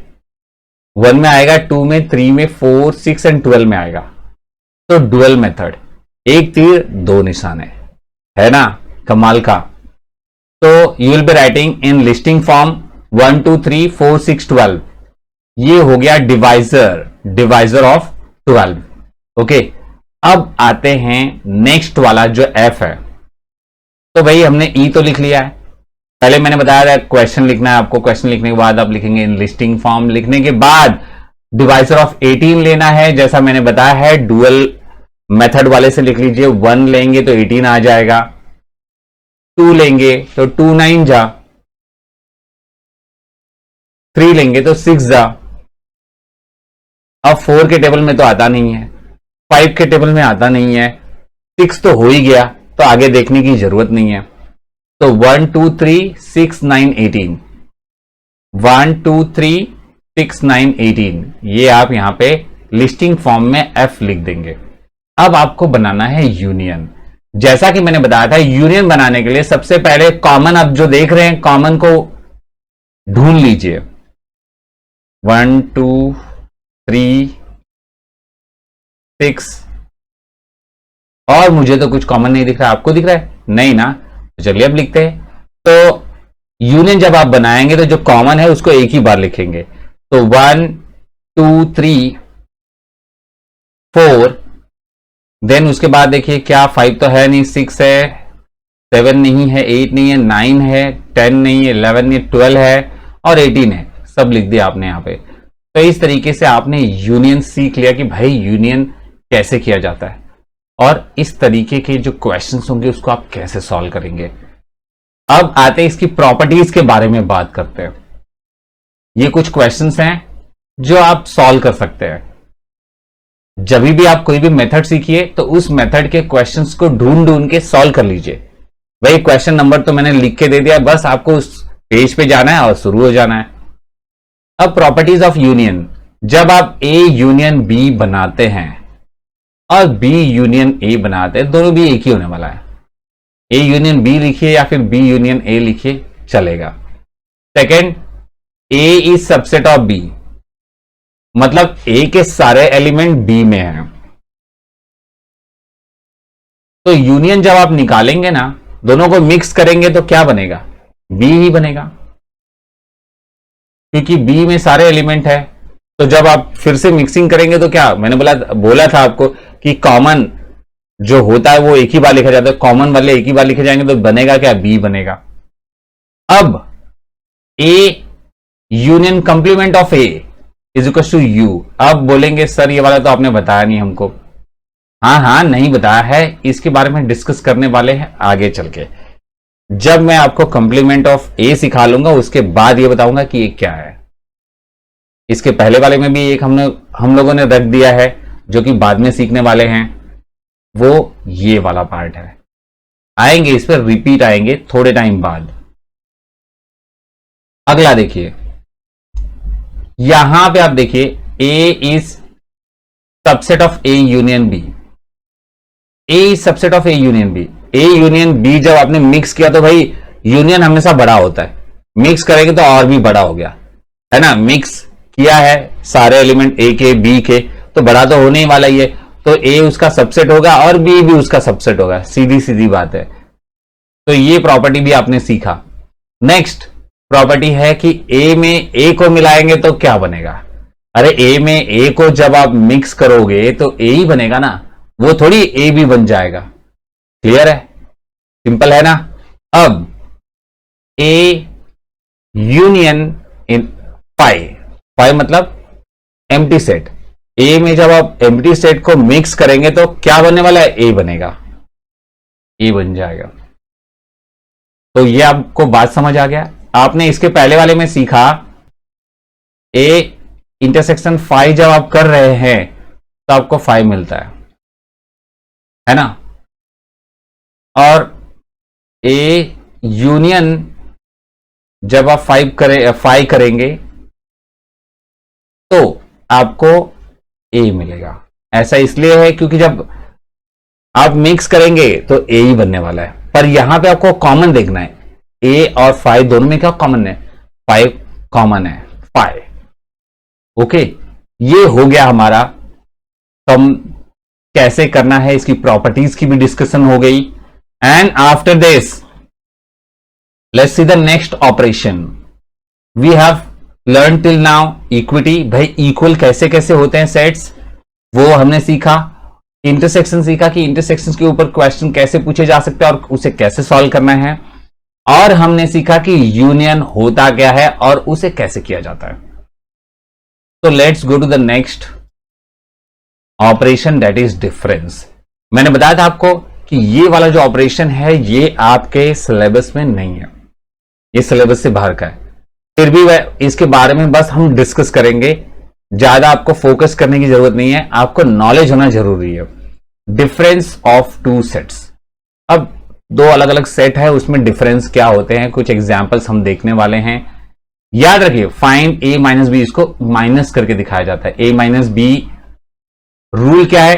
Remove elements which are common in set A and set B and write elements remaining of set A. भाई करना क्या है, सेट ए और बी दोनों में जो कॉमन है पहले वो पता कीजिए। ए और बी में, जैसे फॉर एग्जांपल ये वाला देखिए क्वेश्चन है, ए है, बी है, सी है, ए माइनस बी बोला इन्होंने, ए है और बी है। इसमें देखिए कॉमन क्या है? कॉमन यहां पे मुझे 4 दिखाई दे रहा है, कट कर दीजिए, है कि नहीं? कॉमन जो है वो कट कर दिया मैंने। और कुछ कॉमन दिख रहा है कि आपको 1 2 3, 1 2 3 तो यहां है भी नहीं, तो नहीं। अब यहां पे क्या लिखा गया है कि remaining elements of set A, set A में जो रिमेनिंग एलिमेंट्स है ना वही लिखना है आपको। तो सेट ए में क्या बच गया? 1 2 3 बच गया। तो आप जब माइनस दिखाएंगे तो 1 2 3 लिखना है। अरे भाई बहुत ही सिंपल है, केवल आपको कॉमन को कट करना है, जो बच जाता है वो लिख देना है। क्लियर है? इसी को माइनस करना कहते हैं। अब जैसे यहां पे आप डिफरेंस निकालिए बी और सी का, तो बी में देखिए क्या क्या और सी में क्या कुछ मिल रहा है कि आपको 4 5 6 4 5 6 5 मिल गया मुझे, ये कैंसिल हो गया। तो बच गया क्या? आपके पास जो बचा है वही लिखना है। मुझे बचा हुआ क्या दिख रहा है? 4 दिख रहा है, 6 दिख रहा है, क्योंकि मुझे बी देखना है। पहले कौन है? बी है, तो बी में क्या बच गया वो लिखना है। पता आपको सी पहले होता तो सी में क्या बच गया वो लिखना होता। अब वैसे ही क्वेश्चन ये वाला देखिए, सी माइनस ए बोला उन्होंने, सी पहले लिख दिया, मैंने ए लिख दिया और कैंसिल करूंगा जो कॉमन है। 1 कट गया, 3 भी कट गया, बस अब 5 बच गया। सी के पास क्या बचा? पहला सी है, तो सी में जो बच गया है वही आपको लिखना है, 5 है।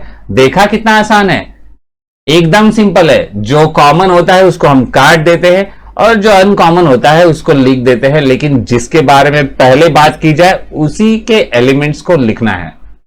बहुत सिंपल है, पहले सिलेबस में था लेकिन अब नहीं है, इसे 11th में कर दिया गया है। अब आते हैं मोस्ट अवेटेड, जिसके बारे में हम कब से बातें कर रहे हैं, complement of A, complement of A कब से बात कर रहे थे। अब सीखेंगे यहां पे कि ये होता क्या है। राइट दोज एलिमेंट्स, याद रखिए आपको वो एलिमेंट लिखने हैं जो आपके पास नहीं है। अब ये क्या मामला है? Which are in universal set U. आपको मैंने सिखाया था कि यूनिवर्सल सेट यू जो होता है उसके पास सारे एलिमेंट होते हैं, हर एक सेट के एलिमेंट होते हैं, क्योंकि ये सबको अपने अंदर एकोमोडेट कर पाता है, but not in the given set.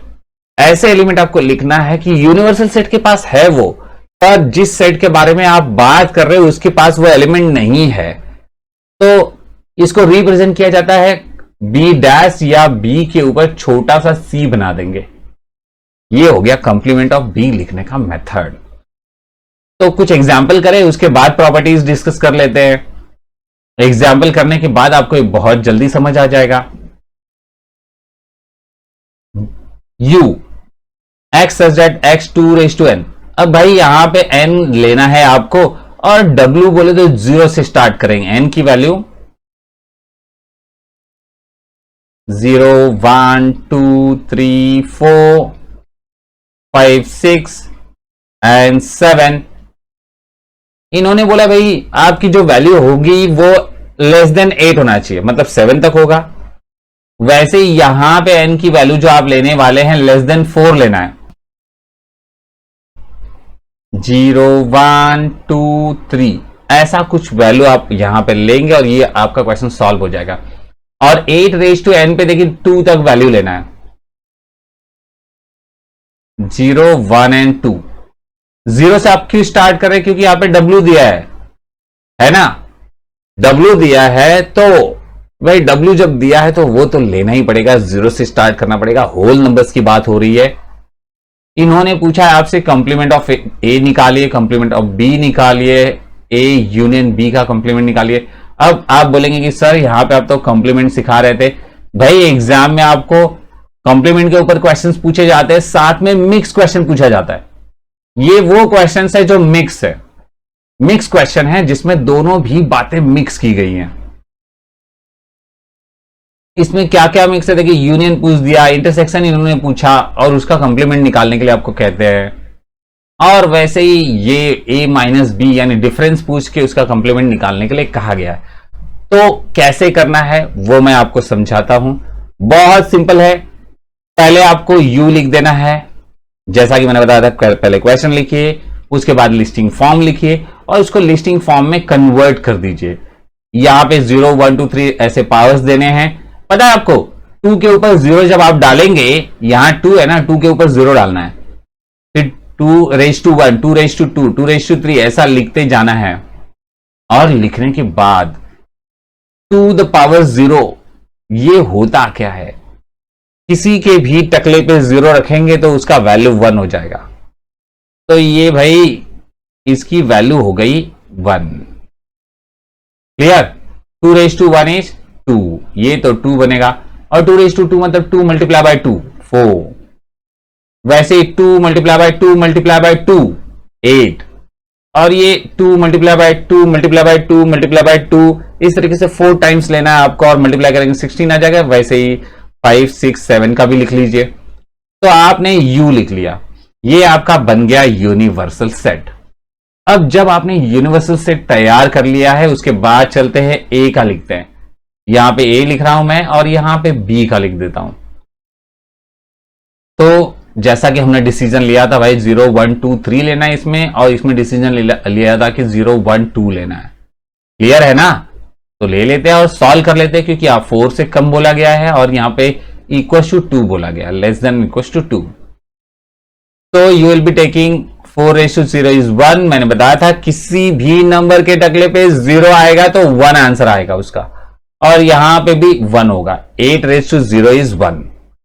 भाई 4 raise to 1 is 4, 4 raise to 2 means 4 multiply by 4, 4 4 जा 16, 4 multiply by 4 multiply by 4, okay, तो 64। ऐसे ही यहां पे भी आपको करना है। 8 रेज टू 0 1 आएगा। किसी भी नंबर के रेज टू आप उसका पावर देंगे 0 देंगे तो भाई आंसर 1 ही आने वाला है।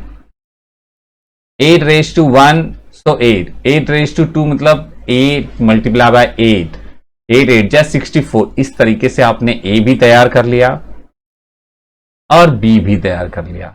अब मैंने आपको कंप्लीमेंट सिखाया था। क्या सिखाया था कि भाई जिसका कंप्लीमेंट निकालना है उसके लिए क्या करना है, वो एलिमेंट जो उसके पास नहीं है वो लिखने हैं। तो इसकी कंपैरिजन हमेशा यू से की जाती है। बात किया ना हमने यहां पे, देखिए इसकी कंपैरिजन हमेशा यू से करनी है आपको। तो हर बार जो भी सम सॉल्व करेंगे, ये कीजिए, कोई भी कीजिए, पहले u आपको लिखना है। u में से हम कंपेयर करेंगे, जो उसके पास एक्स्ट्रा एलिमेंट होगा वो लिखेंगे। अब ये होता क्या है मैं बताता हूं। देखिए पहले आपने u लिखा, u कहां से लिखा आपने? यहां से लिखा। u की वैल्यू यहां पे आपने निकाल लिया है और a लिख दिया। u लिखा, a लिखा। u और a को लिखने के बाद आपको क्या करना है, इसमें देखिए दोनों में क्या मैच हो रहा है। तो यहां पे देखिए क्या क्या मैच हो रहा है। 1 मैच हो रहा है, 4 हो रहा है, 16 मैच हो रहा है, एंड 64 मैच हो गया। तो जो भी मैच हो रहा है उसको छोड़ दीजिए, उसके अलावा जो एलिमेंट्स बच जाते हैं उसको लिखिए। तो complement of A means the elements which are not in A but they are in universal set. 2, 8, 32, 128 ये हमने लिख दिया और इस तरीके से हमारा कंप्लीमेंट ऑफ ए पूरा हो गया। क्लियर? अब बी का निकालना है, तो भाई क्वेश्चन लिखिए यू और बी लिख दीजिए, फिर कॉमन जो भी है वो हम छोड़ देते हैं। कहने का मतलब आपको क्या करना है, यूनिवर्सल सेट के पास सारे एलिमेंट्स हैं, ये सबको एकोमोडेट करता है, उस एकोमोडेशन में से खुद को निकाल लीजिए, यानी बी अपने आप को हटा देगा और अपने आप को हटाने के बाद जो बच जाता है वो लिखेगा। तो कंप्लीमेंट ऑफ बी मतलब बाकी के एलिमेंट्स जो बचते हैं वो लिखने हैं आपको। तो यहां पे बच गया 2, 4, 16, 32, 128 ये यहां पे आपने लिखा और इस तरीके से ये सम भी हो गया। अब अगला जो पार्ट है उन्होंने बोला यूनियन निकालिए, यूनियन का कंप्लीमेंट। तो जानते हैं जब तक आप यूनियन निकाल नहीं लेते ना तब तक उसका कंप्लीमेंट आप नहीं लिख पाएंगे। तो आपका फर्स्ट स्टेप बनता है पहले यूनियन निकालना और सेकंड स्टेप बनेगा उसका कंप्लीमेंट निकालना। तो पहले यूनियन निकालिए। यूनियन निकालने के लिए आप क्या करेंगे, पहले ए को लिखेंगे, ये ए लिख दिया मैंने, फिर बी लिखेंगे, फिर दोनों को मिक्स करेंगे, मैंने जैसा बताया था ए यूनियन बी। चलिए मिक्स करते हैं। मिक्स करेंगे तो मैंने कैसे बताया, पहले कॉमन जो भी है वो अंडरलाइन कर लेता हूं। यहां कॉमन 1 मुझे दिख रहा है और दूसरा आपको कुछ दिख रहा है कॉमन 8 है ही नहीं, यहां पे 64 कॉमन हो रहा है। तो 64 हमने लिख डाला, 64 लिख दिया। अब ये जो भी कॉमन था वो तो लिख लिया, 1 एक ही बार लिखेंगे और 64 को एक बार लिखेंगे, बाकी 4 एंड 16 और 8 इसमें मिक्स करना है। मिक्स कर दीजिए, सब मिक्स करके घोल बना दीजिए। ये घोल रेडी है, बन गया है। अब बनाने के बाद ये ए यूनियन बी का कंप्लीमेंट आप किससे, यू से कंपेयर करेंगे। मैंने बताया था हमेशा जब तक आप कंपैरिजन नहीं करेंगे तब तक आप उसका आंसर नहीं निकाल सकते। तो इन दोनों को कंपेयर करना है। कंपेयर करने के लिए ए यूनियन बी में जो भी एलिमेंट्स है वो गायब कर दीजिए। 1, 4, 8, 16, 64 ये एलिमेंट्स आपने गायब कर दिया और अब जो बचता है वो लिखना है। क्या बचा, 2 बच गया और 32 बच गया और 128 बच गया। तो इस तरीके से ये कंप्लीमेंट हम निकालते हैं। ये जो डैश देते हैं ना इसे कंप्लीमेंट कहते हैं और निकालने का मेथड ये है। आपने ध्यान दिया ना अच्छे से, तो भाई ये सम तो आपका हुआ। ठीक है, इजी है, बहुत बहुत ज्यादा इजी है। इसमें से हर एक क्वेश्चन इस वीडियो को देखने के बाद आप जरूर कर लेंगे। नेक्स्ट वाला मैं सिखाता हूं आपको।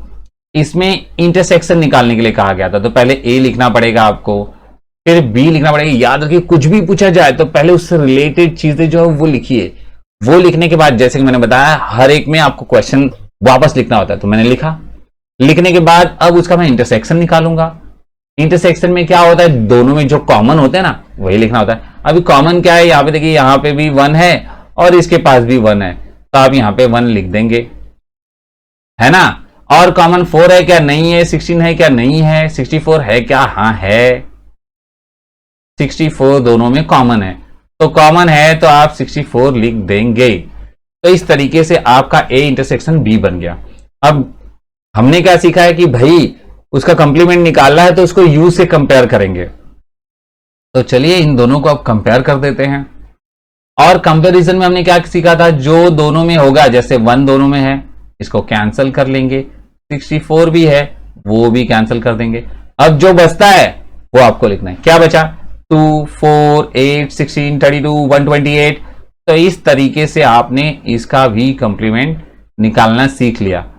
तो अभी तक आपने सीखा कि कभी भी कंप्लीमेंट निकालना है तो उसे हमेशा यू से कंपेयर करना है।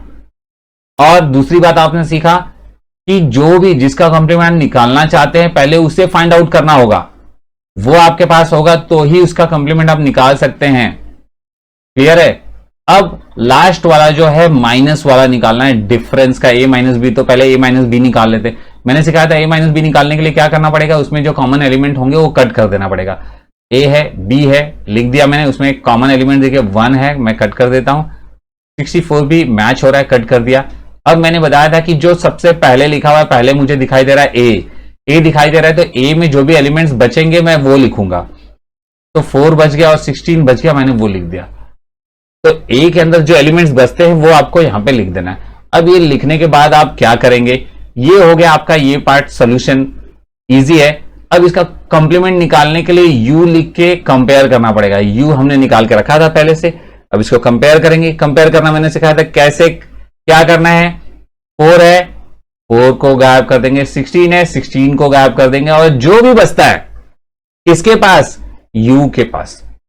भाई डिफरेंस ऐसा ही है ना, डिफरेंस में भी आप यही काम कर रहे हैं, बस फर्क ये है कि उसमें ए के बारे में लिखना होता है और यहां तो यूनिवर्सल सेट से मैच करना होता है। मैच कर लिया, जो बच गया वो लिख दीजिए। और इस तरीके से आपने सीखा कि कंप्लीमेंट क्या होता है, बराबर। अब इसके प्रॉपर्टीज के बारे में बात करते हैं। Properties of complement of set. Okay, no element are common in set A and complement of A. अब ये ए है और भाई ये उसका पड़ोसी ए डैश है, इन दोनों में कुछ भी कॉमन नहीं होता, क्योंकि हम कॉमन वाले ही पार्ट तो हटा के जो बचता है वो लिखते, तो कॉमन कैसे होगा। A is subset of U, A हमेशा यू का सबसेट होता है। A complement of A is also subset of U. भाई यू तो सबका बाप है ना। U universal set, it is a universal set. Universal set है तो जितने भी छोटे मोटे सेट्स होंगे वो उससे छोटे ही होंगे, ठीक है। इसके सारे एलिमेंट्स उसमें मैच हो ही जाएंगे। Complement of set you. अब भाई हम बात करें यूनिवर्सल सेट, यूनिवर्सल सेट का भी कोई कंप्लीमेंट हो सकता है क्या, उसका अपोजिट कोई होगा, इसका कोई दुश्मन है। जब आप इसका कंप्लीमेंट निकालेंगे तो 5 आएगा, नहीं कुछ नहीं है। जहां कुछ भी नहीं है ना सेट चैप्टर में, वहां आपको 5 लिखना है, ठीक है। ये 0 जैसा बना के उसको कट कर देना है, बस सिंपल है। Complement of empty set. अब एम्प्टी सेट की बात कर रहे हैं, आप एम्प्टी सेट का कंप्लीमेंट निकालने जा रहे हैं। ये कंप्लीमेंट है आपका, एम्प्टी सेट है, और एम्प्टी सेट का कंप्लीमेंट कभी भी यूनिवर्सल सेट होता है। ये तो बहुत बहुत बहुत सिंपल सी बात है। ये हो गया सब कुछ, प्रॉपर्टीज के बारे में हो गया डिस्कशन। हमने 2 प्रॉपर्टीज वहां पीछे नहीं पढ़ा था, चलिए अब पढ़ लेते हैं, क्योंकि आपने अब समझ लिया कि कंप्लीमेंट होता क्या है। तो वो देखिए कुछ इस तरीके से है। पहला हमने ये लेफ्ट कर दिया था, A intersection complement of A. अब मैंने बताया कि ए और कंप्लीमेंट ऑफ ए बिल्कुल अलग है, दोनों में कुछ मैच होता है क्या, कुछ भी नहीं। दोनों में कुछ कॉमन एलिमेंट है, बिल्कुल नहीं। अभी हम लोग पढ़ के आए, वहां पे वर्ड्स में दिया और यहां पे मैथमेटिकल फॉर्म में दिया है कि दोनों में कुछ कॉमन है क्या, नहीं भाई कुछ भी कॉमन नहीं है। नेक्स्ट वाला यूनियन की बात करते हैं। ए एंड कंप्लीमेंट ऑफ ए, मैंने आपको बताया कि ए जो है और कंप्लीमेंट ऑफ ए, ये जो कंप्लीमेंट है वो यू से ही बनाया जाता है।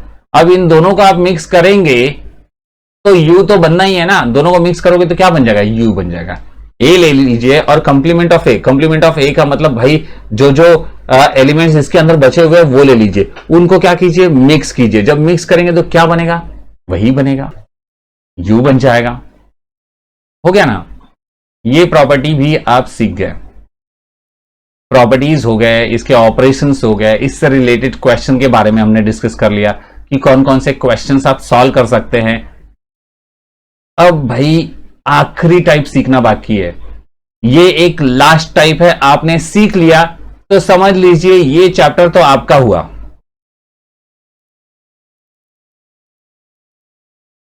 बस एक लास्ट टाइप, और इस टाइप के बाद आप कर सकते हैं कोई भी सम सॉल्व, है ना।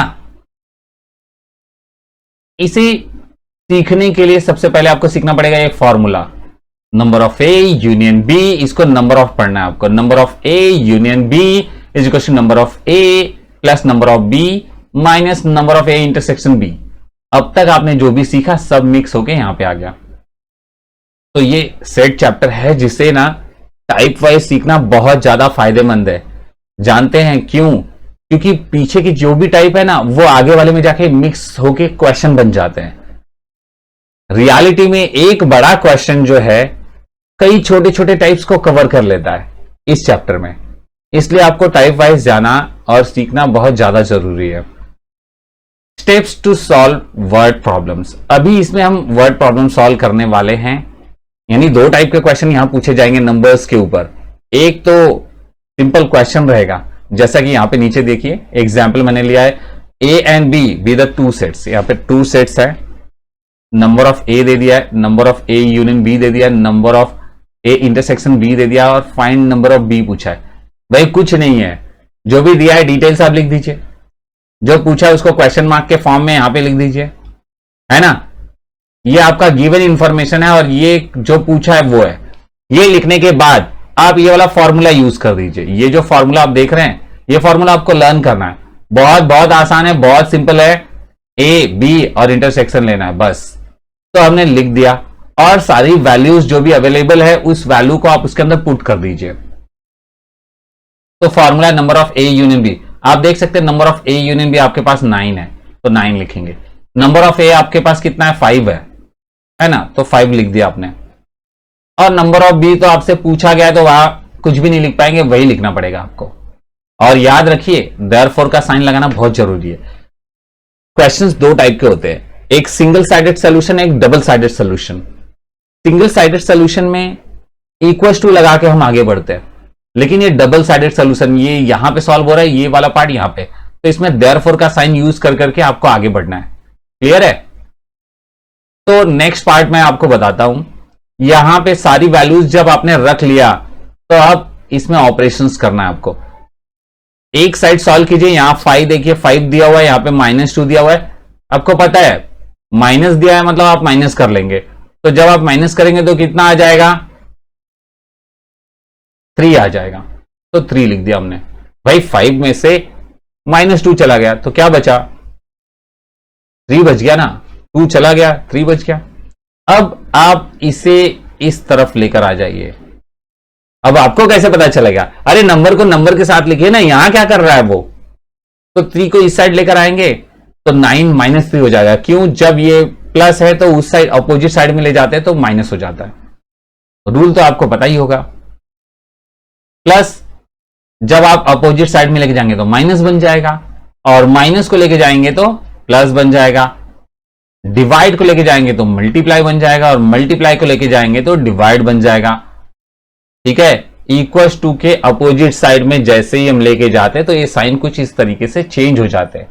तो यहां +3 है, यहां पे आके -3 हो जाएगा। आप माइनस कर देंगे, 9 में से 3 चला गया तो यहां पे आपका बच गया 6। तो इस तरीके से आप ये क्वेश्चन सॉल्व कर सकते हैं, है ना। बहुत आसान, अरे बहुत ही सिंपल क्वेश्चन है, you can solve it easily. लेकिन लेकिन लेकिन भाई वर्ड प्रॉब्लम की बात करने जा रहे हैं। हाँ, ये वो प्रॉब्लम है जिसे देखते ही हर एक स्टूडेंट डर जाता है।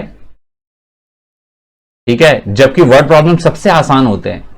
अब आपके मन में ख्याल आएगा कि सर ये क्या बोल रहे हैं, इजी कैसे होता है? इजी इसलिए होता है क्योंकि हर एक क्वेश्चन में वर्डिंग्स तो पहले से लिखी होती है, हमें अपना दिमाग नहीं लगाना है। क्वेश्चन में से वर्डिंग देख देख के छापते जाना है, लिख लेना है, कॉपी कर लेना है, और आफ्टर दैट फॉर्मूला लगा देना है। और फॉर्मूला तो आपके सामने पड़ा हुआ है। तो सबसे पहला जो स्टेप होगा, कुछ स्टेप्स है फॉलो करने के लिए, वो आप सीख लीजिए। पहला स्टेप है भाई एज्यूम करना है। एज्यूम करना आपको सीखना पड़ेगा। एक में सीखिए, सब में यूज कीजिए। मतलब एक क्वेश्चन सॉल्व कराने जा रहा हूं, उस क्वेश्चन को देख लीजिए कि कैसे हम एज्यूम करते हैं, एजम्पशन हमारा कैसा होता है, और हर क्वेश्चन में वैसे ही एजम्पशन कीजिए। बहुत ही सिंपल है। फॉर्मूले में आपने जो भी देखा ना वो सारी चीजें उसमें इंक्लूड करनी है आपको। जैसे हमारा एक क्वेश्चन है, यहां पे देखिए इन ए स्कूल हॉस्टल। भाई एक हॉस्टल है, कौन रहेगा उसमें? स्टूडेंट्स रहेंगे। There are 100 students. तो ये जो 100 स्टूडेंट है ना, ये पढ़ के पता चल गया कि ये भाई यूनिवर्सल सेट है, सबके बारे में मिक्स है ना। तो जब मिक्स है तो यूनिवर्सल सेट हो गया ना, सब मिक्स करके हम बात कर रहे हैं। तो आप यहां पे लेट लिखेंगे, यहां पे यू टी सी, ये सब क्या है मैं बताता हूं। यहां पे कोलन का साइन देंगे और लिख देंगे भाई ये यू जो है यूनिवर्सल सेट है ऑफ ऑल द स्टूडेंट्स, क्योंकि यहां पे हम बात कर रहे हैं स्टूडेंट की, of all the students in school hostel. देखा यहां पे जितने भी वर्ड्स मैंने लिखा है, अपने मन से कुछ भी लिखा? बिल्कुल नहीं, मैंने तो यहां से लिख दिया, है कि नहीं। देखिए ना, स्टूडेंट्स की बात हो रही है, स्कूल हॉस्टल की बात हो रही है, वही लिखा है। बस मुझे पता है कि यू को यूनिवर्सल सेट कहते हैं, तो ये आपका फर्स्ट स्टेप होता है। सेकेंड स्टेप आप पढ़ेंगे, क्या पढ़ना है? Out of which 1660 drink tea, चाय पी रहे हैं। आपकी मर्जी, एबीसीडी कुछ भी ले सकते हैं। मुझे चाय के लिए तो भाई, टी के लिए तो टी अच्छा लग रहा है, तो मैंने टी ले लिया। आप यहां पे कुछ भी ले सकते हैं, ए बी सी डी, जो आपका मन करे। मैं तो टी लूंगा। कॉफी, कॉफी के लिए मैं सी ले लेता हूं, ताकि मुझे पता चले कि मैं सी मतलब कॉफी की बात कर रहा हूं, है ना। तो टी, सेट, सेट चैप्टर में पढ़ा है आपने, तो सेट लिखेंगे। सेट ऑफ स्टूडेंट्स, ये स्टूडेंट्स का सेट है। हु ड्रिंक टी, जो टी पीते हैं, बराबर, चाय पीते हैं। और भाई ये set of student who drink coffee. Simple है ना लिखना, बहुत ही आसान है, ये एजम्पशन है आपका। अब यहां पे बोथ टी एंड कॉफी की बात की जा रही है, तो बोथ कब आता है मालूम है? इंटरसेक्शन में आता है। T intersection C, set of student who drink both tea and coffee. तो भाई जब इंटरसेक्शन में बोथ एंड आता है, ठीक है, तो यूनियन में क्या आता है? इसमें बोथ एंड आता है और इसमें और आता है। Set of students who drink tea और कॉफी, है कि नहीं।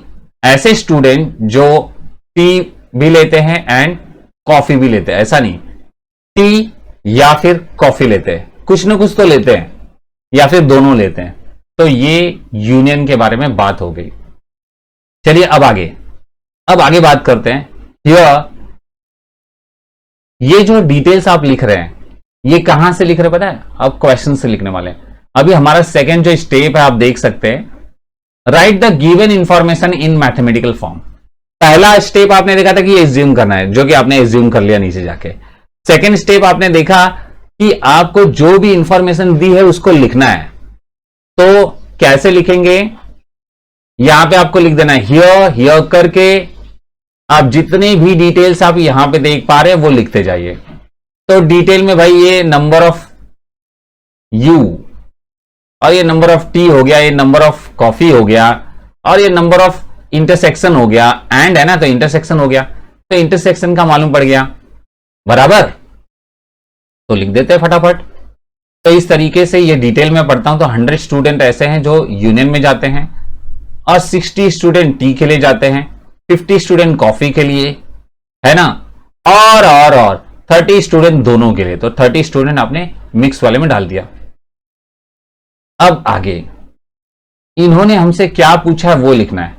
जैसे कि मैंने बताया था कि पहले क्या करना है, एजम्पशन लिख देना है, फिर क्या क्या डिटेल्स है वो लिख देनी है, और वो लिखने के बाद हमारा जो नेक्स्ट स्टेप है, राइट टू फाइंड, आप क्या निकालना चाहते हैं वो लिखिए। तो भाई मुझे तो यहां बोला गया है number of students who do not take tea और कॉफी, यही वाली लाइन लिख देंगे जो यहां पे आप क्वेश्चन में देख पा रहे हैं, ठीक है। ये लाइन लिखने के बाद आपको सोचना है कि ये निकलेगा कैसे। जरा सोचिए, टी और कॉफी जब हम यूनियन कैलकुलेट करेंगे, ये वाला पार्ट, तो इससे पता चलेगा कि जो चाय लेते हैं या फिर कॉफी ले लेते हैं उनका सेट पता चल जाएगा आपको।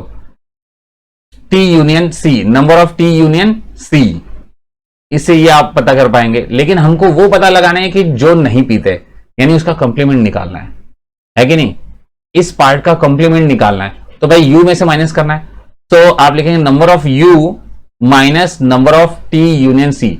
ये वो बंदे हैं जो चाय या कॉफी कुछ ना कुछ या फिर दोनों जरूर लेते हैं, और ये सारे के सारे स्टूडेंट है उसमें से उनको माइनस कर दिए, मतलब जो चाय या कॉफी पीते हैं उनको आप टोटल में से माइनस कर देंगे, तो जो आंसर बचेगा वो आपका आंसर हो जाएगा। तो इसलिए आपने क्वेश्चन मार्क लिख दिया। समझ में आया कि नहीं? वापस बताऊं, number of student who do not take tea और कॉफी। पहले देखिए, number of T union coffee, इसका मतलब हुआ कि ये चाय या कॉफी पीते हैं, ये ड्रिंक वाले हो गए जो पीते हैं। नंबर ऑफ यू वो हो गया जो स्टूडेंट्स है, सारे के सारे, ऑल स्टूडेंट्स। अब जरा बात को समझिए, ये ऑल स्टूडेंट है और ये ड्रिंक करने वाले स्टूडेंट है, तो नहीं ड्रिंक करने वाले स्टूडेंट आप कैसे निकालेंगे?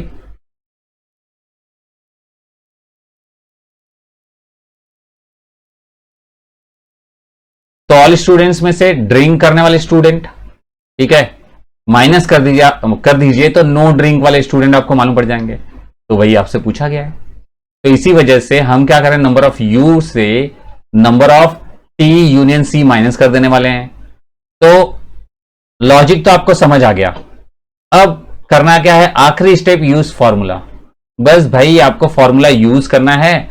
जो आपने पहला स्टेप एज्यूम किया, सेकंड स्टेप में आपने वो लिखा जो इंफॉर्मेशन दी है, थर्ड स्टेप में आपने लिखा क्या फाइंड आउट करना है, फोर्थ स्टेप में आप फॉर्मूला यूज करने जा रहे हैं। फॉर्मूला यूज कर लिया आपने, सारी वैल्यूज जो भी आपने लिख के रखा वो सब लिख दीजिए। देखिए ना, टी की वैल्यू 60 है और सी की वैल्यू 50 है और number of T intersection C का वैल्यू 30 है, माइनस माइनस कर दिया भाई 80 आंसर आ गया।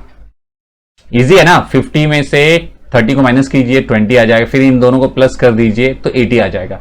ये पार्ट आपने सॉल्व कर लिया। अब ये पार्ट सॉल्व करने के बाद ये वो बच्चे हैं जो कुछ ना कुछ पीते हैं, या तो चाय पीते या फिर कॉफी पीते या फिर दोनों में पीते हैं, तो हमें न पीने वाले स्टूडेंट निकालने, माइनस करना पड़ेगा।